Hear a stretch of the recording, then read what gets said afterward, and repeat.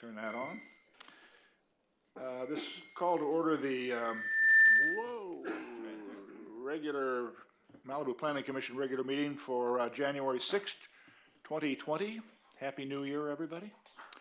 Can I get a roll call, please? Commissioner Hill? Present. Commissioner Marks? Here. Commissioner Euring? Here. Vice Chair Mazza? Here. Chair Jennings? Here. You have a quorum.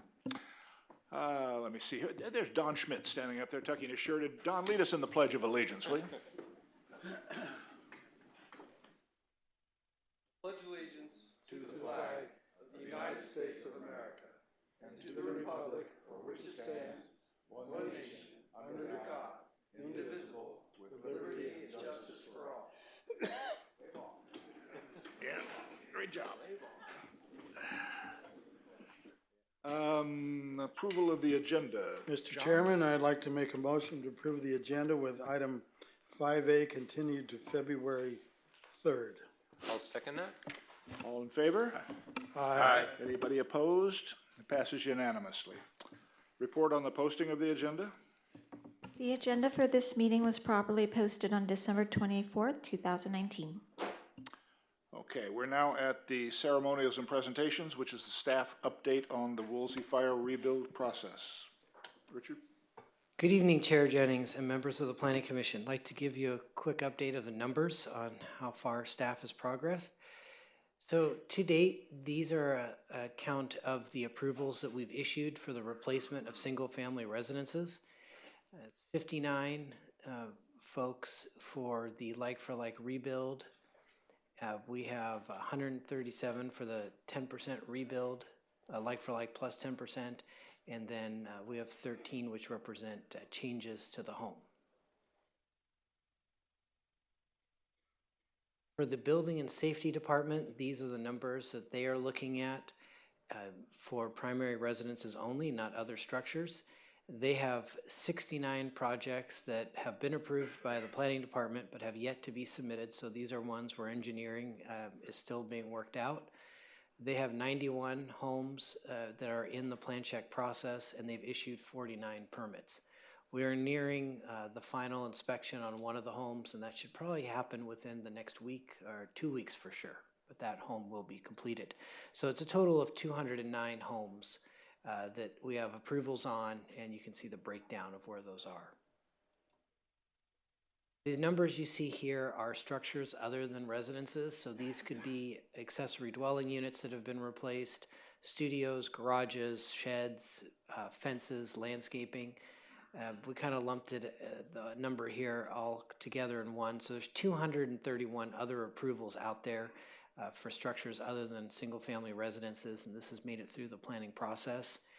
7 of those structures have had building permits issued and building inspections completed, as well as an inspection by the Planning Department. There are 74 permits that are currently open. Those are projects that are in construction, and 140 projects in plan check for, as I mentioned, other structures, and only 10 of them are outstanding of the approvals we've issued that have not yet been submitted to plan check. As we go on, the numbers here get a little harder to read because we have to try to squish more months onto one page. But essentially what you're seeing here are the types of permits that we've been seeing coming through the doors of City Hall. The light blue number there, the tallest of the numbers, those are planning verifications. And while there was a peak over summer, it seems to be kind of going up and down during the months, but kind of staying steady. We're still seeing larger numbers, and those numbers would be about, say, 20 to 25 applications a month for planning verifications. And the other number there that you see that's relatively steady is that larger of the orangish color bar. That's folks that are doing administrative plan reviews for their fire rebuild replacement. So that could be because the home has changed locations and required a new, say there's construction over 18 feet, and we have to evaluate views for neighboring properties. To date, we've issued close to $1.8 million worth of fee waivers. So these are fees that, once again, are planning related fees and the other city departments like Public Works, Environmental Health, Geology, and also Building and Safety. And some important dates related to this are that currently the last day for the fee waiver program is June 30th, 2020. So that's within about 6 months, and that date was established by the City Council resolution, which allowed for the waivers. And then also just some other reminders that November 8th, 2020 is the deadline to submit a planning application in which you can retain your nonconformities. After that date, unless an extension was granted by the Planning Commission, projects that come in need to meet all of the current requirements. They will not be grandfathered. And of those grandfathered projects, they are required to obtain a building permit by November 8th, 2022, unless an extension is granted by the Planning Commission. If you have any questions, I'll be glad to answer them, and that concludes our presentation. Thank you, Richard. Any questions, gentlemen? Just one comment. I mean, I've talked to a number of people who are moving their way through the plan check and all that, and Yolanda Bundy is apparently doing one hell of a job. So, you know, hats off, because that thing is, everybody I talk to thinks she's just doing great. So more of that we should do. Richard, I had a question that what are the criteria for reciting a pad when you're doing a like for like, but there's sort of a common sense or it just makes sense to say, let's shift this over a little bit. We have one of these on a consent item tonight that I don't feel a need to open, but are there criteria for when there's a fire rebuild to say, yeah, we can go ahead and shift the pad over to another part of the site because that makes more sense now? The code allows for the home, the replacement structure, so not necessarily a home, but also a shed. The code and the city's local coastal program states that it needs to be on the same graded pad. And beyond that, what we're looking for if someone does recite the home is that we can't make any of the setbacks that are non-conforming any worse. So anything that's new, and by new it could be the exact same square footage, but now there's a wall where there wasn't a wall. That wall needs to meet all of the current criteria. In addition, when construction goes above 18 feet in height, it becomes discretionary. So if you're within the box or the massing of what you had before, you get to put back the 28 feet or whatever it was you had above 18 feet. But once the home gets recited like that, and now you're above 18 feet, that's when you start seeing these applications. On our presentation there, we talk about the administrative plan reviews, because now we're noticing neighbors, and we are sending out notices to residences within 500 feet or 1,000 if applicable. Because now you've got new development above 18 feet that we want to make certain that's not blocking someone's view. Thank you.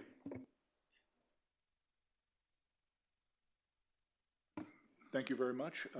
It's very encouraging. I'm happy to see the spirit in which all staff has moved to try to get this done. I'm a little concerned, though. I mean, most people's insurance coverage for alternate living is going to run out at the end of November, and we may see either a large push of applications coming in, or whatever we can do to encourage people to get in now. I hope you will do it. And that's it. Thank you very much, Richard. Written and oral communications from the public. I've got slips.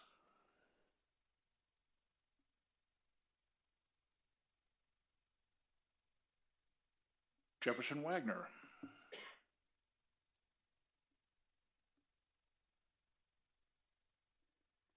Thank you, and good evening, commissioners, and thank you for working so hard for the benefit of the community and all of us, and for taking a smaller paycheck than the council members that'll put you in position take. So it is appreciated.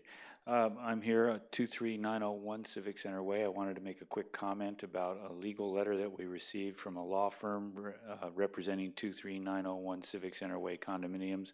The law firm is paid by Malibu Canyon Village, which is the consortium that keeps the 100 or so homes as a group. It does have a board of directors. Jane is the current president. On numerous occasions, myself or others that I'm familiar with have presented the Civic Center Way project, the road fixing, the lowering of the berm, the adding of the walls. You discussed it a week or two ago. And I wanted to let you know that Rob Dubois has reached out on a number of occasions that I know of. I don't know who he met with on the board, as the legal letter indicated, but he has reached out. He has done a good job of pushing the project out to the homeowners there, the 100 or so homeowners in my complex. And on my own, I've printed out the Malibu Times color map that they put with the project descriptions, not in the detail that you see or the council sees, but for the general layman. And that's been passed around, and I've heard of no resistance to the project from 23901 Civic Center Way. Just wanted to let you know that Rob did reach out to a number of folks, and he did his homework as far as I know. And thank you very much, and thank you for your participation and your elaboration of all the hard work that you do. Thank you. Okay, we've got a couple more here. Mr. Dunning, where are you? Are you here on the Mr. Henning's project? Okay, I think what we're going to do, these are, and Mr. Henning, you want to speak on this. You've put it under item 2A. I think what we'll do is we'll pull the item off of the consent calendar, let you come up and talk under item 3A1. So that's the conclusion of written and oral communication from the public, planning staff, and planning commissioner comments. Chair, I got a couple. First of all, hope everybody had a good set of holidays. Thank you all very much for joining us this evening. Just got a couple things, Bonnie. One was, and this is left over from last year, we were looking at City Council Policy 43, which was the enforcement thing that you were going to, and I realize you got accessory dwelling units, we had short-term rentals, so I just want to keep it on the, and I don't care what the answer is, as long as we got something in writing everybody can understand. During the holiday, it was interesting. I got an email from the Unite Here, which is the local hotel workers union out of Santa Monica, that they held a press conference over in Broad Beach in front of some guy's house who they identified was running a short-term rental but wasn't paying any TOT taxes to the city of Malibu. And apparently they figured out that information based on stuff they got from the city, which I thought was, so, I mean, if you're looking for some enforcement help, you may want to give them a call. There was a notice that came out that said next week we're going to hold a meeting for La Paz starting at 4 o'clock. And I would just like to voice my objection to that. La Paz is one of the biggest projects we've seen coming through Malibu in a very long time. Starting at 4 o'clock basically will reduce the number of people who will have an opportunity to speak on that project, and I think that's a wrong thing for us to do. I think our job is to make sure we hear what people have to say. Their opportunity to come before us and speak on agenda items is how we learn what's going on in the community. So I'll let the other commissioners speak to that, but I would, I don't like the 4 o'clock start time.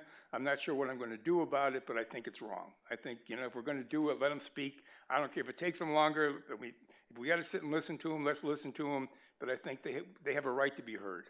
And I think starting at 4 reduces that. Okay, and then finally,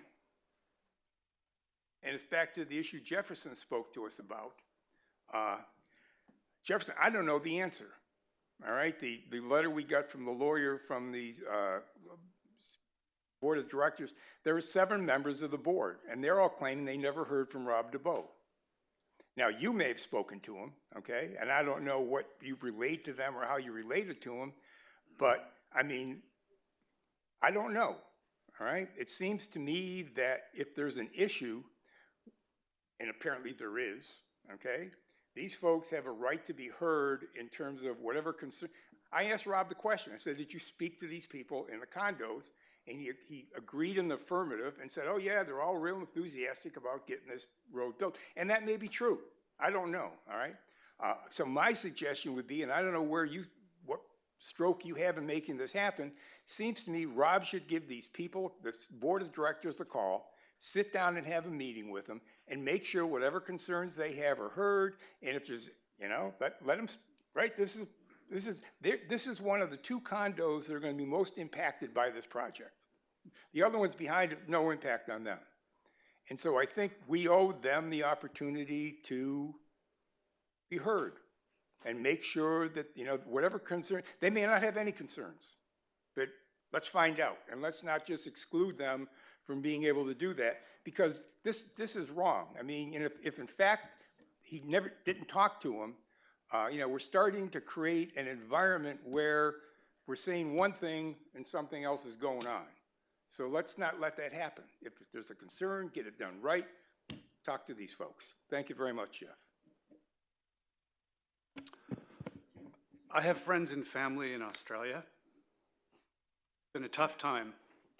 There are 3 structural things in Malibu that, in terms of fires and emergencies, that we have not addressed, and I want to talk about one of them tonight. Just to mention the 3, we don't have adequate backup power for water pumps to keep water in the tanks up on the hills above the various canyons, and Big Rock is working on that, and I maybe think some other communities are. That's one. Another is still the issue of, you know, the sheriff is saying we're going to have a zero tolerance policy regarding evacuation, and yet we're also getting the message elsewhere that we should be staying and fighting the fire, and the fire department's not going to be there, et cetera. Those are 2 issues. The one that I want to mention is in Australia. They've done the same thing in a lot of places that we've done here, which is to get rid of the copper line phones and put in the VoIP internet-based phones, the voice over internet protocol.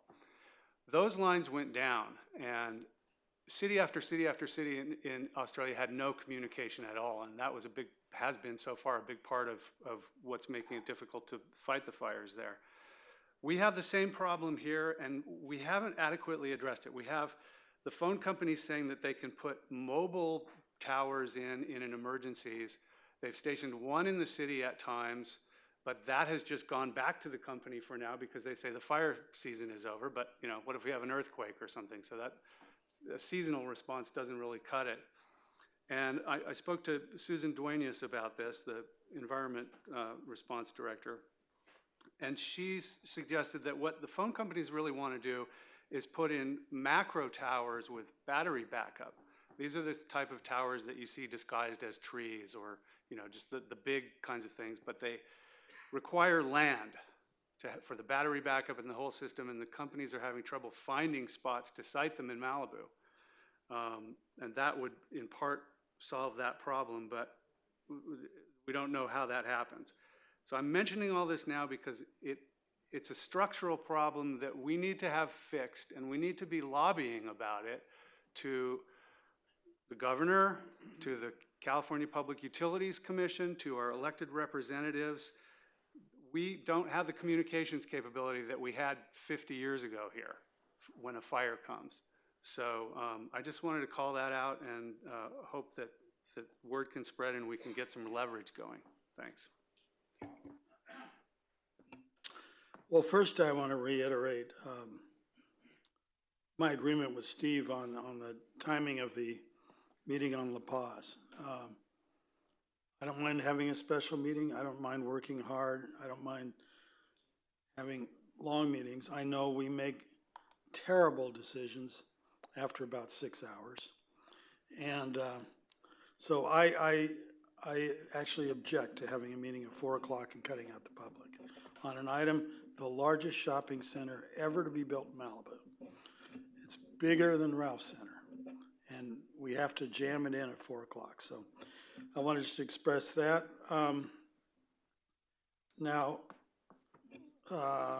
let's see here. Also, I think very important that people read into and come to the special city council meeting on Tuesday about what I consider a shakedown, but about a lawyer wanting to make us change our whole electoral system in Malibu after it worked for 28 years. And people should speak their mind. I don't want to give my opinion, but it could be very, very, very disruptive. And we have no ghettos, and we don't discriminate against our poor population in Malibu. Now, one question I have, Bonnie, is when are we gonna get Soho and Nobu back? Or approximately? You can hold the answer on that until the end. Now, I went to the Business Roundtable on Friday, and the head of the lumberyard came in and told us that they had received a sign permit for their signage for the whole shopping center. And I remember when we had Vintage Shopping Center come in here, it came to us and we reviewed it, and it was actually a fairly big deal. And as far as I'm concerned, it was very successful. So I'm wondering why we're now not in that loop. And whatever was approved, does it strictly follow the Malibu sign code? The last thing is, also at the Business Roundtable meeting, the Chamber of Commerce got up and said that they have thoroughly reviewed La Paz and approve of everything. And I've been asking for 6 months, can't we get some of these documents ahead of time so we don't have to jam them all into how many hours we have in the week before the meeting? And then I find out that Chamber of Commerce gets to do it, but we can't do it. So I'd like to know why that is. Those are my questions. All right, well, also Happy New Year. Glad to be back myself, and great to see a pretty good turnout on our first meeting of the year. So welcome new faces, and welcome back to those we know. Let's see. One thing on the La Paz item, I also agree really with the way Commissioner Euring positioned it. I don't like the idea of having that as early as 4 o'clock. It's hard for people to get out of work. I have that problem a lot of the time myself.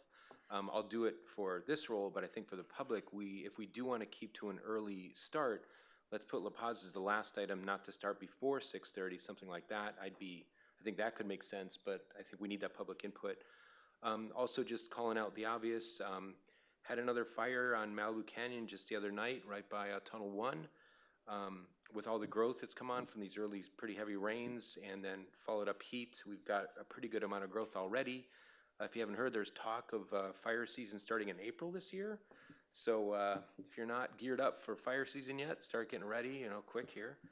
And keep alert as the winds come up. I've been lulled into a deception that since we had these rains, I don't know if they have fire risk, but with these winds coming up, it's already dried things out a lot. So just be aware with each of the wind events. And that's it. So on that happy note. Chair, could I have just one last item? And it goes back to Jefferson. When the letter came in from the lawyer, I think we sent 3 emails into the city, both to the city council and the city manager, asking for somebody to respond to the lawyer.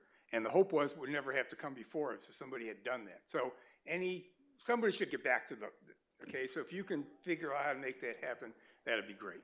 Somebody actually has, and I can speak to that in just a minute. Okay, my comments have to do primarily with the 4 o'clock start of the meeting. I was polled about as to whether I would be willing to do that, and my first question was, well, what are we serving for dinner? If we have to eat dinner at 3 or 3:30 in order to make a 4 o'clock start time, and then stay here until 11 o'clock, I don't know. I'm not going to do it.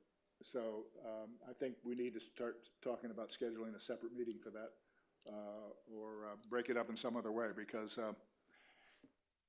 you've heard there's a majority here that do not want to have a 4 o'clock start.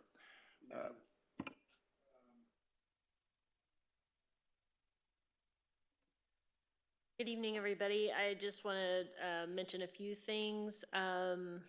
Let's see. As may have noticed from the approval of the agenda, the accessory dwelling unit item has been continued to February 3rd. So I expect that we'll have a lot of people interested in commenting on that. 2 items of interest coming up at the City Council on January 13th include the fire-resistant landscape ordinance and an overnight parking ordinance. So those will be a week from tonight on the 13th. Let's see what else. Regarding the Civic Center Way project, Rob Dubois has reached out to the attorney. They're were multiple public meetings that the HOA was given notice of. But the main thing is that in addition to following up to the letters that have been sent, as you know, the project has been appealed to the city council, and we expect to have that before the city council on February 10th. So anybody that has concerns about it could certainly raise them with the city council.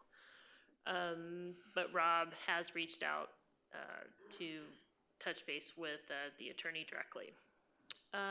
Let's see, regarding the lumberyard signage, the reason that the Trancas Market / vintage, whatever shopping center you want to, however you want to refer to that shopping center, that sign program was actually part of the coastal development permit, and that's why it was reviewed by the planning commission. The one for the lumberyard was not. It's a sign program is typically an administrative review. It was there was a lot of additional scrutiny at the Trancas Market project, and that included the signage. So that's what the difference is there.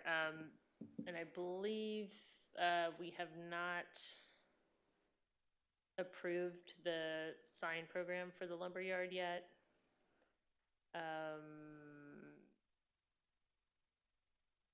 So somebody may have gotten a little ahead of themselves with that comment. Let's see. Soho and Nobu, we'll have an update for you in February. They're working with Caltrans on some issues. And let's see. On the La Paz meeting, our goal was certainly not to exclude the public from participating in this project. We wanted to make sure that we had adequate time and didn't run into the issues of running late into the night where everybody, you know, gets concerned about making decisions after getting a little fried from sitting here so long. We can look at a different option for timing on that. We were certainly going to make some sort of arrangements for food because that's obviously important to being able to make good decisions. At this point, I think we would just have to continue it to a date certain. There have, in polling the commission prior to the holidays, there was a lot of resistance to scheduling a special meeting. That's why we went with an early start time. So that was, I don't know if it was because it was a private project or what, but that we did run into some issues on the front end with that, but we can certainly investigate that again. So I don't know that we can establish a time right now. I think we would just need to we would need to propose something when this comes back. Yeah, the 21st. I think it's already been, the notice has gone out for it, Yeah. so the cleanest way would be Okay. So we will consult with all the commissioners and figure out when is a good time, and we'll just move forward from there. Just a quick observation, if I may. Sure. I think when we were trying to do the extra meeting, it was near year end, and it was more because it was right around Christmas. I know in the past we've been able to work together on additional Right. meetings. So Well, that's just the way that went. that felt okay. Right. Cool. No, I mean, there's not going to be any loud cheering if you suggest, oh, let's have more meetings. It's not Right. really going to receive a great response. But still, the alternative is 4 o'clock. No, that's just not going to work. Okay. John? When you review the sign, when you come up with a sign program for a shopping center, does it follow the municipal code or? Yes. Okay, so, for example, they wouldn't have signs on the back of the building, they wouldn't have monument signs, and things like that. It follows the code, yes. Okay, great. Okay, that concludes item 2. We're on to item 3. This is the consent calendar. Item 3A1 we're going to pull. It's Mr. Henning's item that he wants to speak on. Is there any other items that we want to pull from the consent calendar? I have 2 to pull. One is 3B5, one is 3B6. 3B. I move consent on 3B. Microphone, John? What? Your microphone? Microphone. 3B, if this is correct, 3B1 through 3B4? Or is 3B1 the one that's 3B2 through 3B4. 3B1's being pulled? No, it is not. So just say, yeah, 3B1 to 3B4, John, I think is good. Yeah, 3B1 to 3B4. Oh, okay. So the motion is to adopt staff's recommendation and approve items 3B1, 2, 3, and 4. Is that correct? Yes. Second? A second? Okay, just by way of discussion of the item, on these 3B 2, 3, and 4, I notice when you go through the documents on these are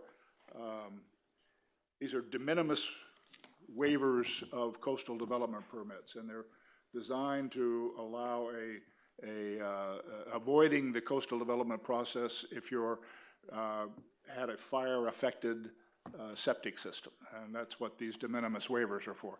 Going through the process, if you look at the documentation and you get down to the public works page on each of them, it basically talks about how the project's being reviewed for compliance with the municipal code and with the LIP. Well, this is an exemption. It's a waiver of, and I'm wondering if there's somebody from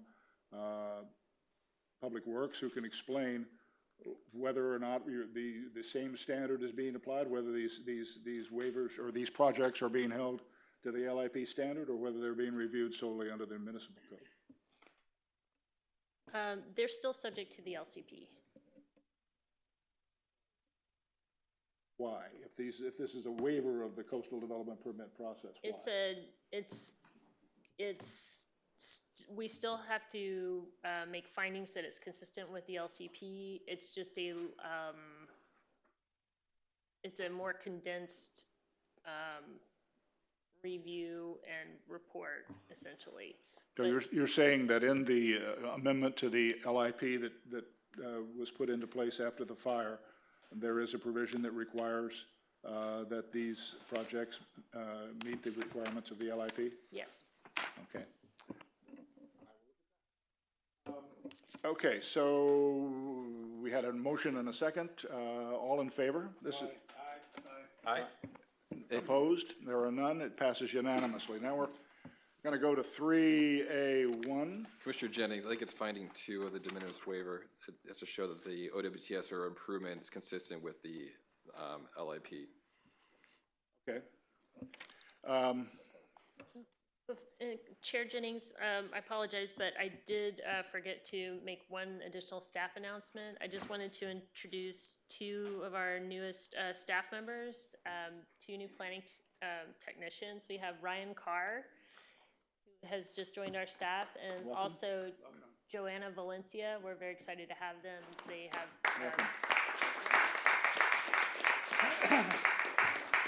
great skills. Don't scare them away. Glad to have you. We can use all the help we can get. We can scare anybody.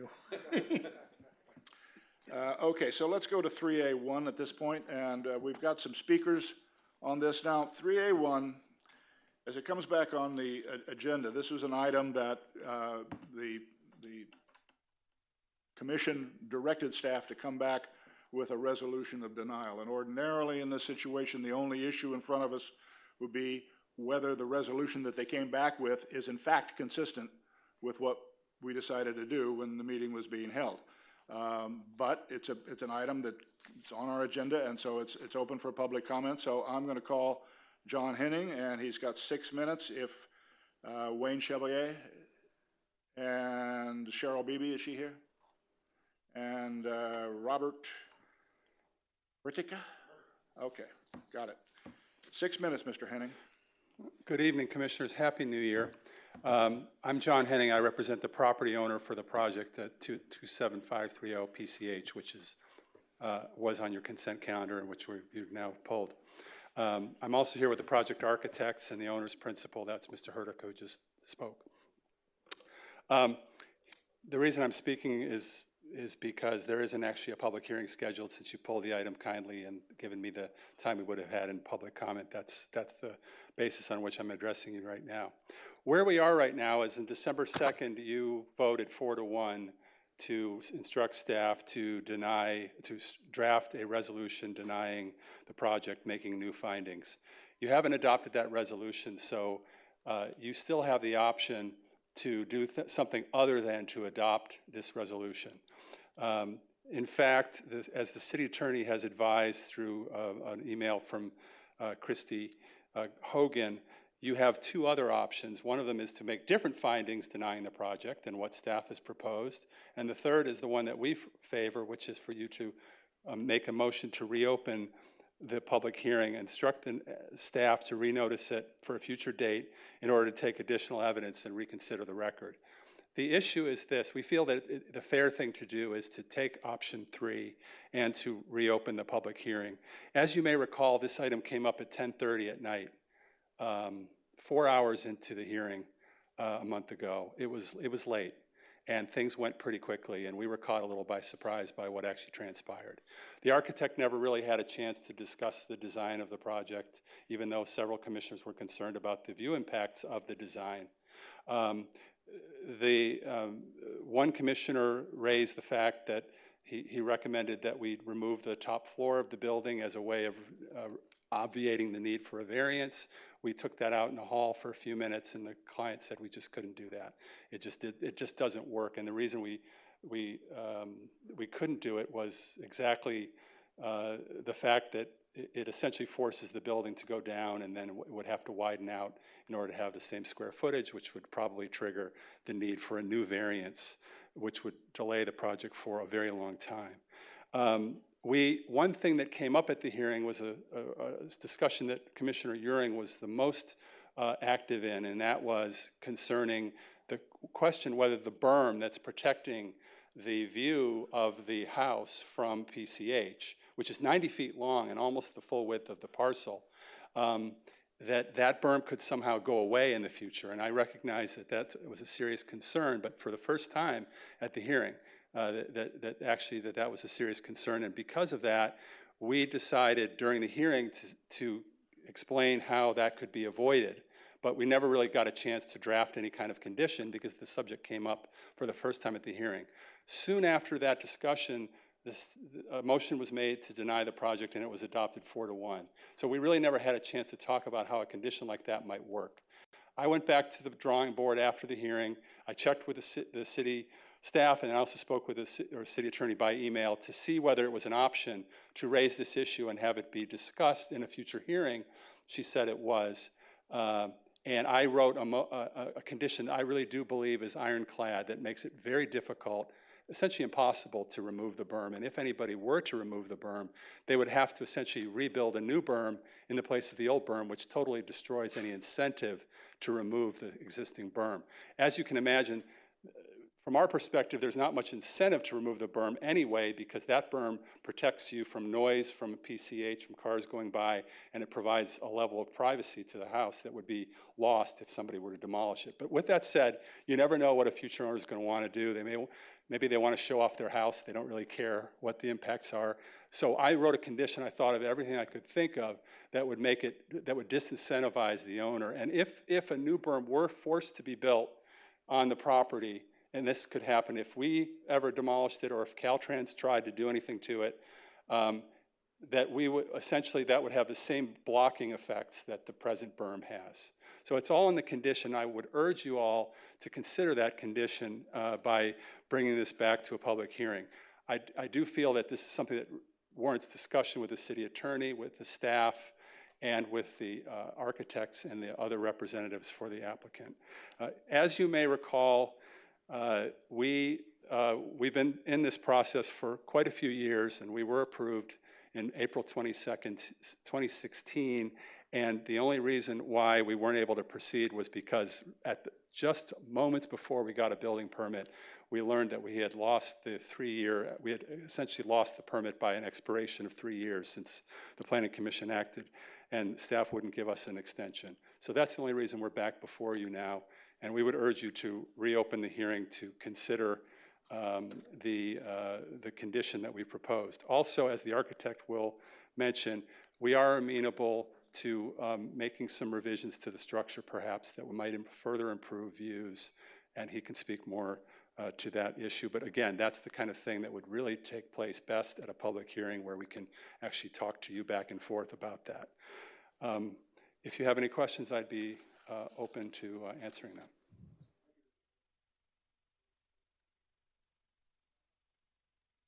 Mr. Dunning?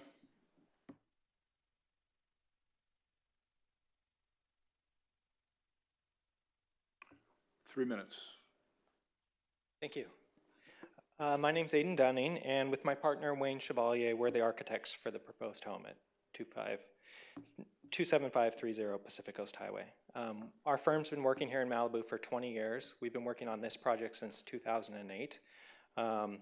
I'd like to also encourage you to reopen our hearing. I'm confident that we can address the concerns you all raised at the last hearing. I know that, as suggested by the commissioner last time, we can work through modest adjustments to the bedroom 3 wing that can help provide even greater benefit of blue water views in exchange for the height variance that we're requesting. This compromise was not played out at the last hearing, but with the benefit of a little more time, we now have a better understanding of the impacts and benefits and would be more prepared to have a meaningful discussion with the commission in a public hearing. More than that, though, I feel like unfortunately we did not really have enough discussion about the design last time. For the almost 12 years that we've been working on it, we've approached this site with the goal of creating a home that capitalizes on its unique position to enhance blue water views for the benefit of the community. We've done countless perspective studies to quantify and evaluate impacts of the home on views and view corridors, and frankly, we can't think of a design that more delicately balances public views from Pacific Coast Highway or the beach. We'd love to share those studies with you, and we're confident that an open discussion in another public hearing focused on this issue will truly demonstrate that the proposed design is striving to achieve the same priorities and goals as those expressed by the commission last time. So again, we just ask that you please reopen our hearing. Thank you. Thank you, Mr. Dunning. We're back at the commission table. Can we get a clarification from Trevor on how much we can discuss this substantively without actually reopening the item? We can't technically, so.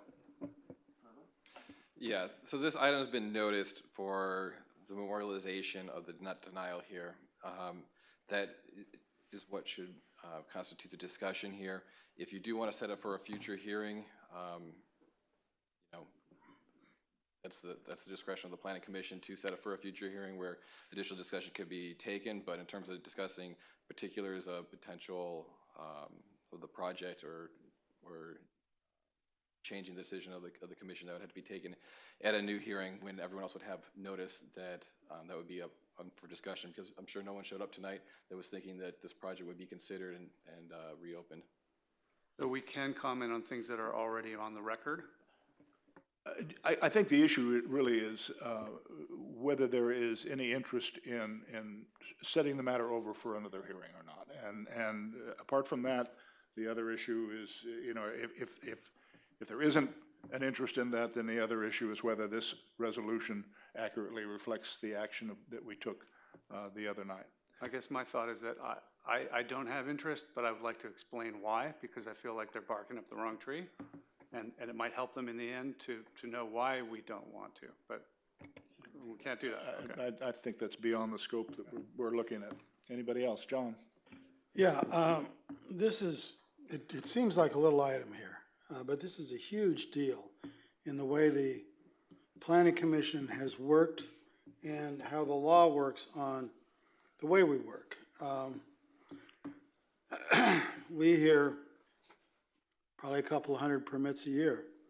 And if every single person could say, gee, I didn't like what you did, I want another bite at the apple, we do everything twice or 3 times or 4 times.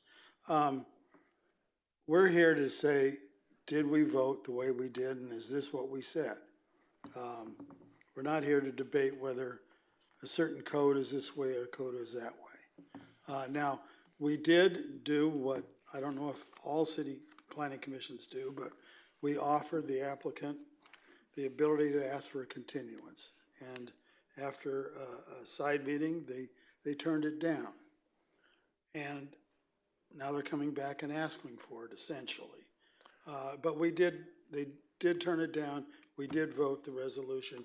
So I'm going to support the resolution as is. Okay, so let me just ask it this way. Is there anyone who wishes to make a motion to have this matter set for an additional hearing? Okay, hearing none, is there another motion? I move we accept staff's recommendation Is there a and second? approve three Chair and one. Jennings, if you would like to amend the resolution with a notation of what the vote was, we can do that. This is something that I raised, and I'll maybe ask you to accept a friendly amendment. What happens is that when there is a direction to the staff to come back with a resolution of denial, there's a vote on that. And then when the resolution comes back, the only question is, does this resolution accurately reflect what we did? And that comes back, and frequently it passes 5-0, even though the underlying debate was, the underlying vote was different. So what I asked Bonnie to do was to amend the resolution to say that at the December whatever it was meeting, that the vote on the item was 4-1, which is, I think, what it was. So if you accept that as an amendment. I have no problem with that. It is in the original resolution, isn't it?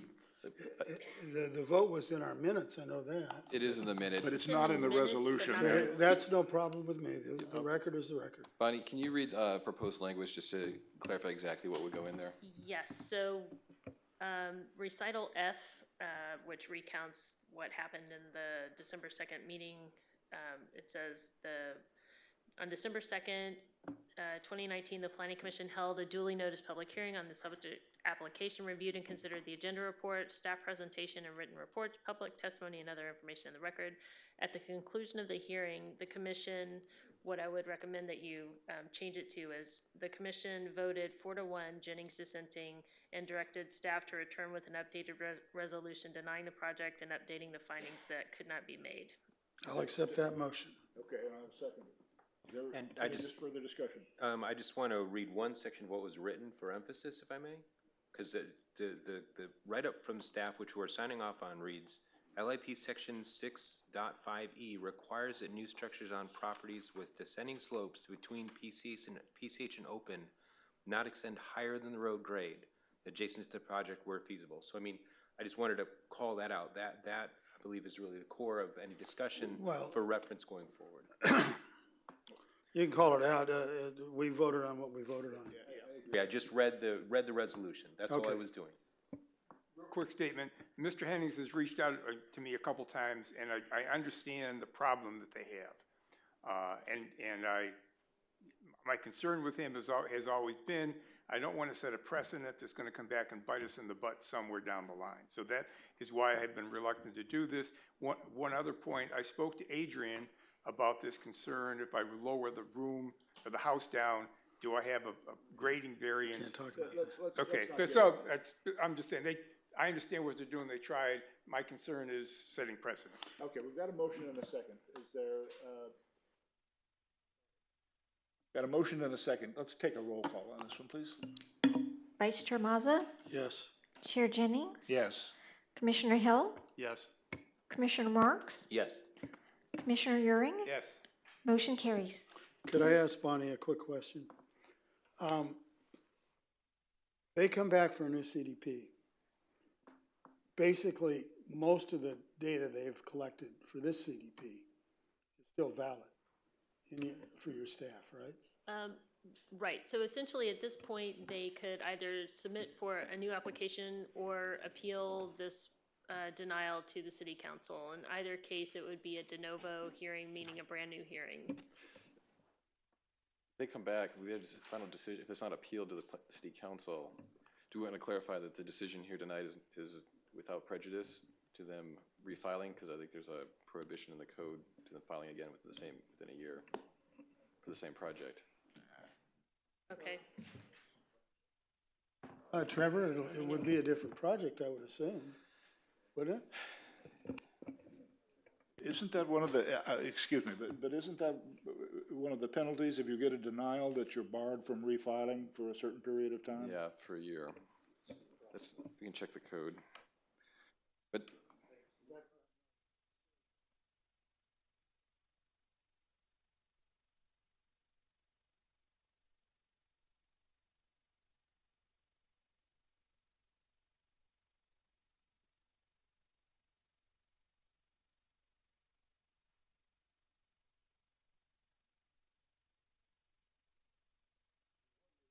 You're doing that, Trevor. John, your concern is that you would like to allow them to refile this application? No, I'm just saying that it's not as big a thing as it sounds. Like, you start a new CDP, you got a year and a half of all kinds of craziness, and theirs is, That's month right. old. If there were minimal changes to the application, it would not be, you don't have to go get brand-new geotechnical reports and things like that. You build on what's already I'm just making done. a point.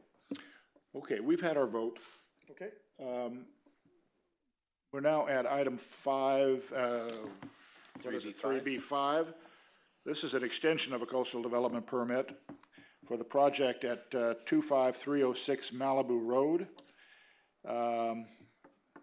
It's a request, this is on a project that had a CDP and a variance and a minor modification and an offer to dedicate. Staff report? Yes, thank you, Chair Jennings, members of the commission. Item 3B5 is the first-time extension request for CDP 14003 for new single-family residence located at 25306 Malibu Road. The CDP was originally approved in December of 2016 and therefore set to expire in December of 2019. The applicant applied for a time extension request in September of 2019. The approved CDP included the demolition of 2 unpermitted timber retaining walls and the construction of a new 5,094 square foot 2-story single-family residence with attached 2-car garage and decks. The application also included a new bulkhead, OWTS, and 10-foot wide view corridor that was split on either side of the structure. On August 2nd, 2018, the applicant received a permit for and completed the demolition of the unpermitted retaining walls and stairs. The applicant has since received approvals from Building Plan Check for the grading plans and has one more correction to address on the architectural plans. And the applicant is here to address any specifics regarding the request. Do we have any slips? Or was just the applicant just here to, where is the applicant? Okay.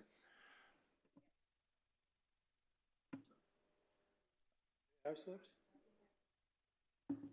Oh, There we are. snake, it would have bit me. Okay, Sharon Karsh.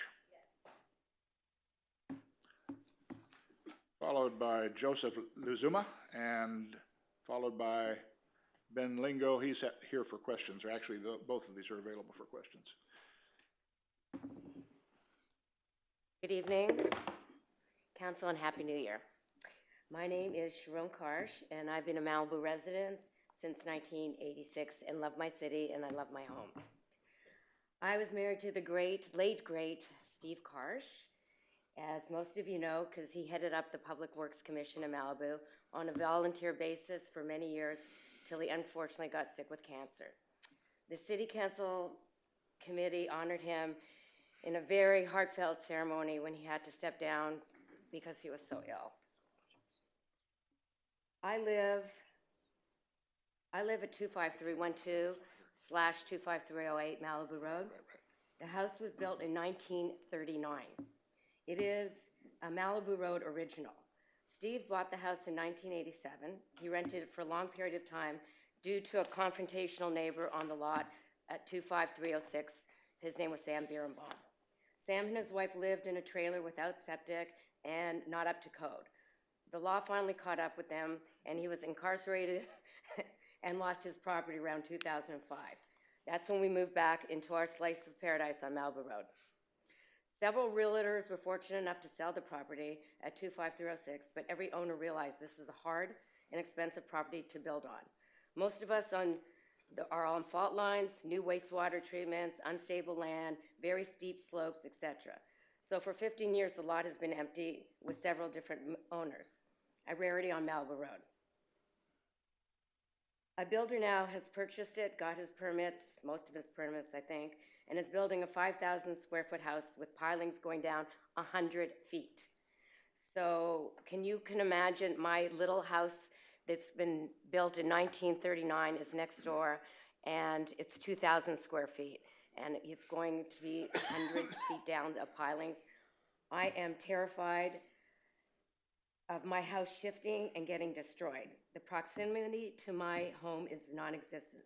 I will be inches from the construction. There is no affordable insurance I could possibly get to rebuild up to code if anything happens to my house. By affordable, I mean since my husband passed, I've had to rent out the lower unit full-time for the past 3 years, plus rent my own place out each summer to pay my mortgage, insurance, taxes, utilities, and general upkeep on the beach house. I fully intend to get my property structurally and geographically inspected before his ground is broken. I would like to continuously submit my reports to the city to ensure any damage is noted with the city of Malibu. What I want is a surety bond naming the city of Malibu and the property owner doing the job next door to secure me in the event of loss to my property. I would also appreciate the new owner may subsidize my loss of income for 2 years as this house gets built. Thank you. Thank you. Craig, you're the commissioner who pulled this item. Did you Yeah, have that's it questions on or the comments? Okay, looking at it, I felt like the applicant has fully demonstrated one of the two requirements, namely that due diligence be exercised. I was not as comfortable about the extraordinary circumstances requirement. I didn't see much of, or anything really in it, other than to say Chair that. Jennings, can I ask a favor? Can we do disclosures before we get too far? Oh, I'm sorry. Yes, let's go with disclosures. I looked at the property. Okay. I think that's same for me. I knew Steve Karsh, and so I've been in the house next door. I've seen this lot many times. I had a call with Joseph Lozama about this just to better understand some of the details. Learned a little bit more kind of about the details of trying to get the steel that was brought up in their letter. So Yeah, I'm sorry, I should say, had a call with Joseph Lozama also, and I don't know that I learned anything. As did I. I talked to him about the Chinese steel, which apparently they're taking another path. I had a conversation with him as well, but nothing that wasn't included in the staff report. If the speaker wants to comment on any of the disclosures, you're welcome to, but just on the disclosures, since that were made after you spoke. Yes. Did you want to say anything about the disclosures?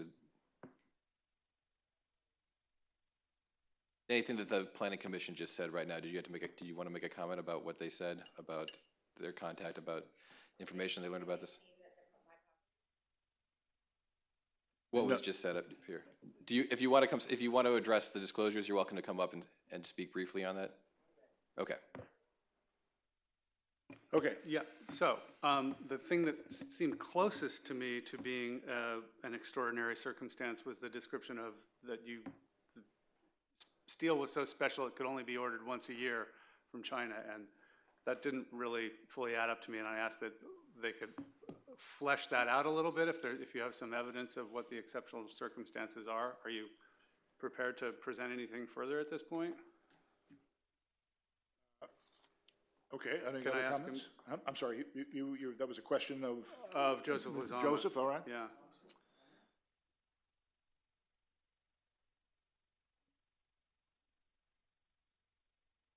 Joseph, Mr. Lingo, is this? Yes, Chair Jennings, Joseph Lozama, Bergen Associate Architects, as well as the property owner, Ben Lingo. To Commissioner Hill's questions about where we're going to be sourcing the material, it's just a very big number 18 rebar that's not a household item.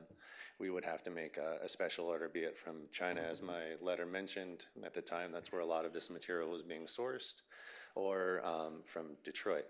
Our order of, say, 470 to 500 pieces of this metal wouldn't really get a mill spinning. Maybe a larger order of 1,500 or 5,000 right away, and we'd be able to place this order and have access to the material. So when I'm saying that we don't have, or there's an extraneous circumstance that's on the horizon that we may need some time for, that's what I'm talking about. There's a minimum order requirement to this material, and we just want to make sure we have enough time to fill the order. Anything else? Well, John has a question, and then I could make a motion. Okay, could I ask Norm a question?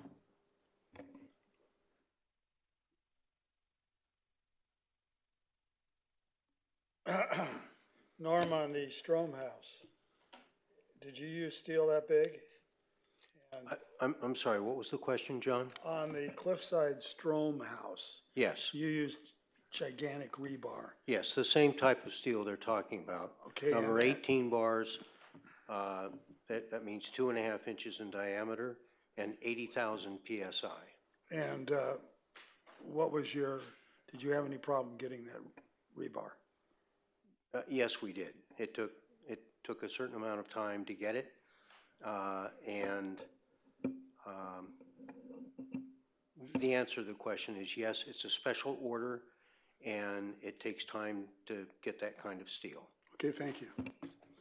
I'd like to make a motion for discussion that we offer an extension of 1 year, because it sounds like they're really on pace already, and that we, and for discussion, consider seriously the option of a surety bond, and whether that makes sense here or not, because I've seen that happen in other cases, and I don't know whether it's appropriate here or not. Well, I'll second that, but I won't second the surety bond part because I don't think we can do that. Let me explain a little bit for the audience's benefit. This is a request for an extension of a coastal development permit, and the issue before the commission is whether or not the applicant has shown due cause for requesting an extension. It's not a debate about the merits of the project or whether it's going to, its effect on anything. It's just a question of whether he gets an extension or not. So that's the only thing we're talking about here. So that was your motion, and you've seconded the motion for 1 year? I've seconded it for 1 year without the surety bond. I'll accept that, yeah. Okay. Okay, further discussion? Okay, let's call the roll. So the motion is then for the adoption of resolution 20-10, but with a 1 year extension rather than a 2 year extension, is that correct? Yeah. Commissioner Hill, Yes. Vice Chair Mazza, Yes. Commissioner Marks, Yes. Commissioner Euring, Yes. Chair Jennings, Yes. motion carries. That concludes item 3B5. We're now at item 3B6. This is an administrative coastal development permit for the project at 5909 Phillip Avenue. It involves a site plan review and the construction of a residence, an attached garage, and other elements. Staff report, please. Good evening, Chair Jennings and members of the Planning Commission. ACDP Woolsey Fire number 16-013 and site plan review number 16-014 for 5909 Phillip Avenue.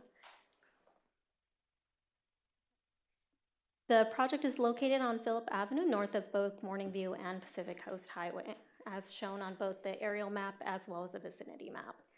The scope of work for the project includes the construction of a 6,497.5 square foot single-family residence, a new 1,699 square foot basement, of which 349.5 square feet would count towards the total development square footage. There is a 1,590 square foot detached garage for a total development square footage of 8,437 square feet. The project includes 14,298 square feet of new landscaping, 8,283 square feet of new hardscape, and a new OWTS. There is a discretionary request for height up to 22 feet 2 inches for a flat roof. The project was previously included a covered patio that has been removed from the project scope. As for the site plan review, the notice was sent out in November and the story poles were installed November 4th of 2019. To date, no comments have been received from the general public. A site plan shows the existing driveway, to which you can see that the detached garage is located at the end of the driveway with a walkway to the proposed residence.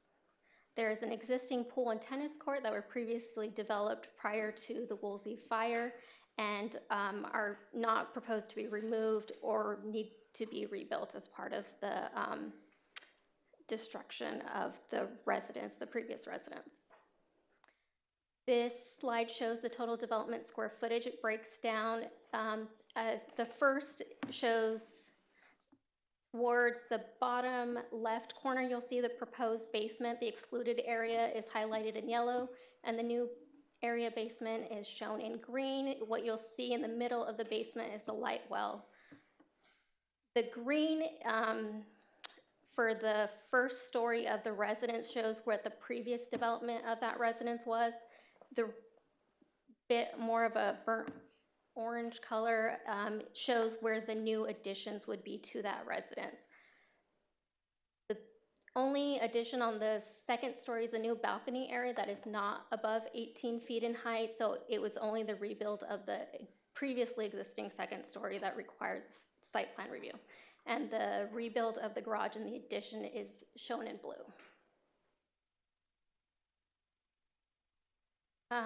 These are site photographs that were taken. What you see before you is the pad to which the previous garage was located and where the new one will be located, and the second photo shows the development pad for the replacement residence. You can see the previous walkway that existed. That concludes my presentation. Staff's recommendation is the Planning Commission receive and file ACDP WF number 16-013 and SPR number 16-014. I'm available to answer any questions as well as the property owner and his team. All right, thank you. Disclosures? I got an email from Susan asking me if I had any questions. I had an issue trying to figure out where the second entrance to the basement was. And I got a response back from the architect, and there's one there. It's just difficult for me to find in the beginning, so I got my question answered. Greg? I had probably the same or similar email with Susan Villan. I visited the site yesterday. Got the lay of the land, didn't learn anything objective that's different in the report. I talked to Adrian about where the light well exit was. Neither he nor I could find it, and I got the same letter today. That's it.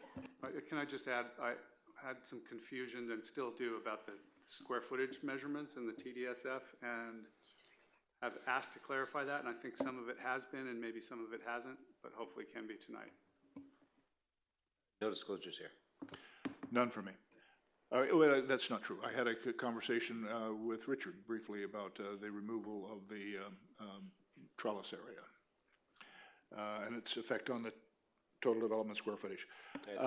Okay, so the issue here is whether this is an administrative CDP. The question is whether we will simply receive and file this, or whether there is a majority of the commission that wants to have it brought back for a full coastal development permit hearing. Questions of staff? Yeah, I had the question about the square footage. I clarified one with Richard about, on the map it looks like it says 1,400 something, and it's just at the scale, it's just a little mark on the line. It actually says 1,120. That was clear. What was not clear is that the garage is listed as different things on different documents. In one place it's 1,120, on another one it's 1,120 plus a 470 square foot garage addition that I didn't see added in any of the summing of what the TDSF is. So we've been back and forth a few times about what counts for what, and I was hoping that we would just see a final definitive table of what we're counting and what that adds up to.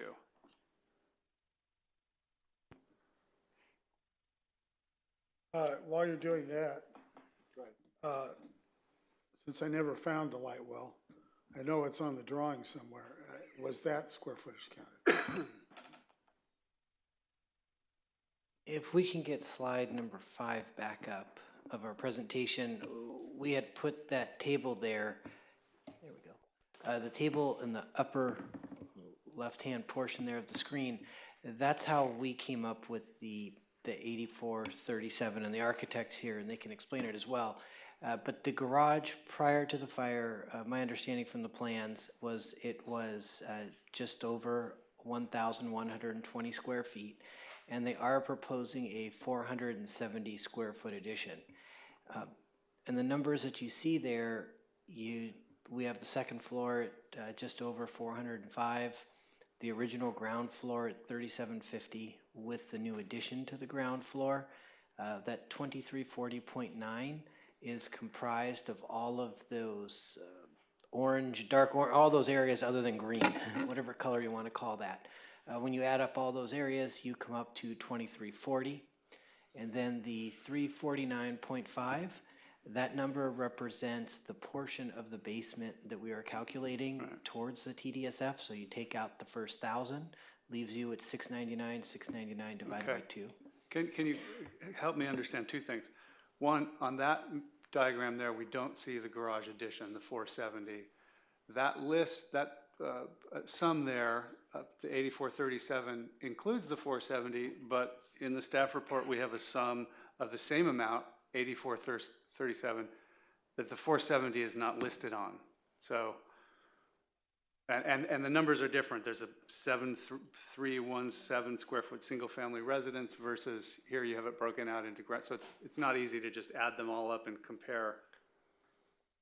So in the staff report, the number that is on the first page and also in the condition number 2, that's 7315, that's a typographical error. That number is not correct. Oh, okay. Well, so I apologize for that confusion. What is correct is the total development square footage there. And yes, I understand that it says 1120 for the detached garage.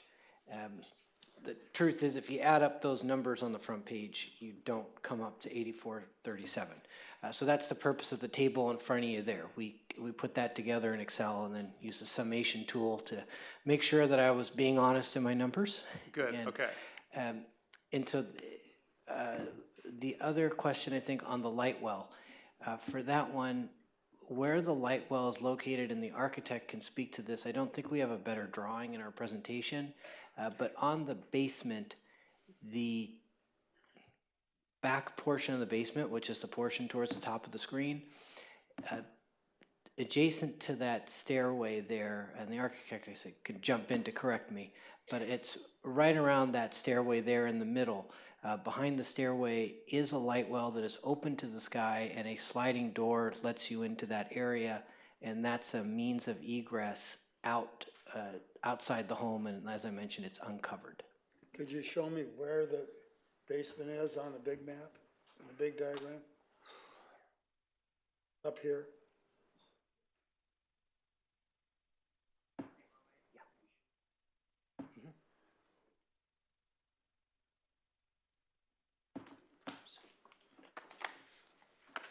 I saw that. Where is it? It's No, on there. Where does that? I don't know where the basement is. Right by the stairs. No, is that's if that's a cellar, if it's not part of, where it says TDSF, there's a drawing of a building with different colors. Is it in that drawing? Is the basement underneath any of that? Yeah. Where is it? That's what Adrian and I could not find. So right here, this area I'm circling is called out as the light well, and So this that's is the what's basement's below here. Okay, that's all I need to know. Other questions? Okay, so the issue is whether there was a motion to bring it back for a full CDP, or we can open the public hearing and have testimony. I take it you're here for questions, or, okay, so what's the I have no reason to bring it back. okay, so then that will be a receive and file, and you're done. That concludes item number 3B6. We're now at item number 5A. That was the accessory 5A is dwelling unit continued, I'm ordinance sorry, 5B. continued. 5B is the conditional use permit number 19-0-001, administrative plan review and demolition permit. This is for the property at 29211 Heathercliff Road, and commonly known as Lily's Malibu. Staff report, please. Good evening, Chair Jennings and members of the Planning Commission. I'm going to be answering the questions on this one for DDA, who's not here this evening. But as you mentioned, this is a conditional use permit to allow for the expansion of Lily's Malibu into an adjacent tenant space. The subject property is located at the corner of PCH and Heathercliff. It's on the ocean side of PCH, as you can see with the star on the photo on the lower right-hand side. The application proposes the expansion of the service area, as I had mentioned, and also an extension in the hours of operation, so that rather than closing at 8:30 p.m., they would be able to stay open till 10 p.m. daily. The start time of 7:30 would remain the same. There is also an administrative plan review associated with this project and a demolition permit. And the purpose of those two additional inclusions in this project is that there is a structure that is located in the southeastern corner of the parking lot called the R Quick Stop. That structure is a self-standing retail shop. It will be demolished as part of this application, and the purpose of that demolition is to provide 2 additional parking spaces. We had received some questions within the past week about service area and how it was counted, and we do not have a definition of service area in the code, but however it's used in calculating parking. This is a copy of the set of plans from a couple years back when we first brought before a conditional use permit to the Planning Commission for Lily's. It's a little hard to see because it's kind of light in color there, but essentially we had counted all the areas where there are chairs, and then that grayed out area was a ADA compliant path of travel. So that would get you through the door to the cashier and then to the restrooms. And that area was subtracted from the service area because it's understood that there would never be seating in that area because it's required by code. This is just to try to make that a little bit more obvious. We highlighted the areas in red that we counted as service area because seating was involved, and you had some bar stools there as well as a couple actual tables. Currently, you have on the left-hand side what Lily's looks like today and the tenant space next door. And then you have on the right-hand side what Lily's is proposed to look like upon the approval of this application. Essentially, we'd be adding the extra row there of tables to would be the eastern portion of the building, I believe. And the large picnic style table would get rotated to give a bit more room there for folks to pass by between the table and the countertop area. This is going to be an expansion of service area. I think it is well known that parking is difficult in that shopping center. However, what we are gaining in this application is that the retail space directly adjacent would be about 2 parking spaces. The quick stop, the R Quick Stop, that alone through its demolition provides an additional 2 spaces, and also while that was in operation, that too took parking.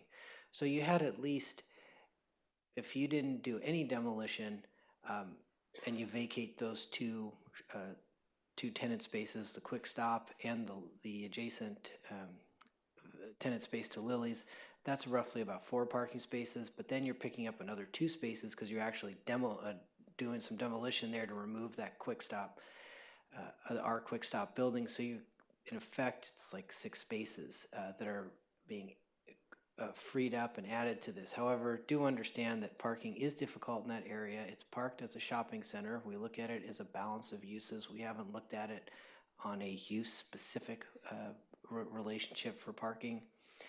But that is how staff looked at the service area, because essentially 6 spaces, if you did apply our service area and restaurant standards, 6 spaces would be equal to roughly 300 square feet of seating area, and that's more area than Lily's is adding in this permit. Staff recommends the adoption of the resolution, which would approve the conditional use permit as well as the changes to the site and the demolition. I'm available for any questions as well as the applicant. Thank you.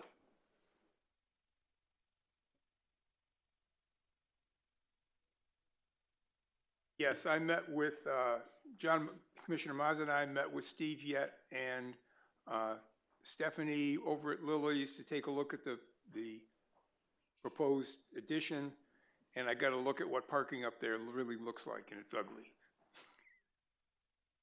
Yeah, I've been in the lot a fair number of times. I was just up there this weekend to refresh my memory and got the lay of the land and saw how the site would work. I met with Steve Yett and Stephanie Edmondson and Steve, and we discussed seating and parking a little. Then I called Richard and had a discussion with Richard about the city's standards on determining service area. And that's about it. I'm pretty close to that mall there, or that shopping center there, so I go probably once or twice a week. So I'm pretty familiar with the parking. It is a pretty consistent issue. I did visit Lily's restaurant, talked to Lily a little bit. Also talked to the current tenant over in our Quick Stop, just to get a little context there. Did anyone learn anything that's not in the staff report from your experience in the parking lot and visiting the site? Say that again? Did you learn anything that was not in the staff report? I learned two things. I would say just that the traffic is bad, and then our Quick Stop's been there 25 years. I didn't know that. For me, it was just, I mean, there was a reason I never go to pavilions, and this trip up there reminded me exactly why not, because I got there at 10:30 on a Friday and couldn't find a parking space. And I learned that we were given one half of the parking code and that there's another half of it, an alternative way of counting it that wasn't given in the staff report. And I can talk about that when we get to it. Okay. And I've lived in the area for 45, 47 years, so I'm very familiar with it. What wasn't in the staff report that I do know is that a CDP has been issued for a parking structure, and that our Quick Stop never really legalized. I am a patron of Lily's probably once a week, and along with my 3 sons and daughters-in-law and so on, we probably make up a good proportion of their gross revenue. I'm very familiar with the parking lot. It's a mess, and that's what I learned. But the staff report indicates that it's underparked for the standards. And Chair Jennings, your visits to the business will affect your decision here tonight? No. Okay. Okay, so, yes, Steve? Okay, let me just, this question for staff. If there are questions, let's do questions. I mean, one of the things that I was surprised with this thing, planning to me has always been a process that says if you plan, your objective at the end is to make things better, all right? When I look at the model that they used here, they said, okay, here's what we did for service area to define parking spaces with Lily when it was first developed.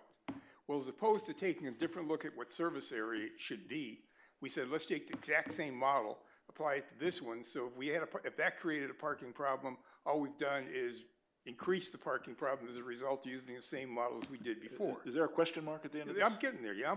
Just takes me a while to get to that, okay? And so the question, when I looked at it, I said, they're trying to put in 26 additional seats for patrons, okay? And I don't remember the 6 parking spaces. I remember 4 parking spaces that they made available to do that. Now, the only way you're going to fit 26 patrons in 4 parking spaces is if they come in clown cars, okay? And I didn't see that included any place in there.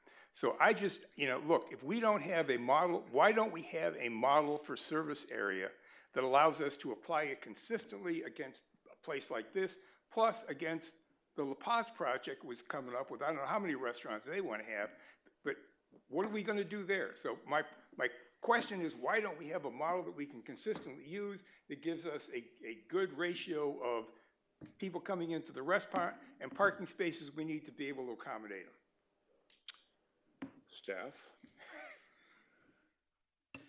Well, the parking code provides for different ways to calculate parking for shopping centers, and so it looks at a well-balanced shopping center and provides one ratio as for parking spaces per area of gross floor area. And then the other way is to do an itemized list. And so the criteria to be able to use the one standard instead of breaking out each use and calculating parking for that is that the shopping center have a well-balanced mix of uses. And so that is generally the way that shopping centers are looked at. If you have a shopping center that is primarily high parking demand uses, then that's not, we wouldn't consider that a well-balanced center. So we would then do a use-by-use calculation of parking. But this has historically been a well-balanced center. It's underparked, so that's just an existing condition. So that's But we're increasing that underparking. That's what we're doing. And Well- that's not planning. Let's stick with questions rather than Okay, debate. but that's part of So- the question. It says, why so are we?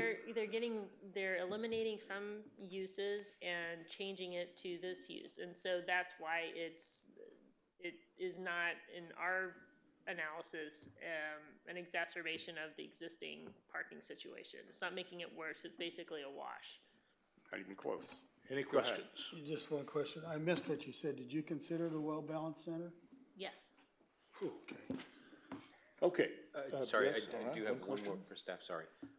Just, do we have a calculation for that well-balanced? Because that did catch my eye as well, and just, I mean, is it just a gut check, or is there something where the public or others could say, okay, I want to get an itemized kind of roll call of parking on this given Well, location? I mean, that's something that could fall within the commission's purview. If you disagree with that analysis or finding, then that's, that's within your purview. But that's the way it was done in this case.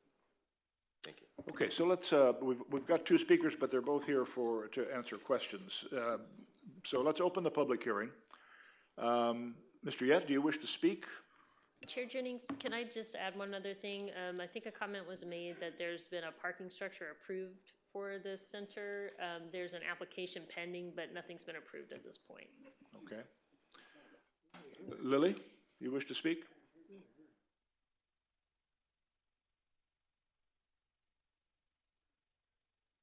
Just for questions, okay. Is there anybody else in the audience that wishes to address the commission? Come up, Lily. You have to come up and get on the microphone. Well,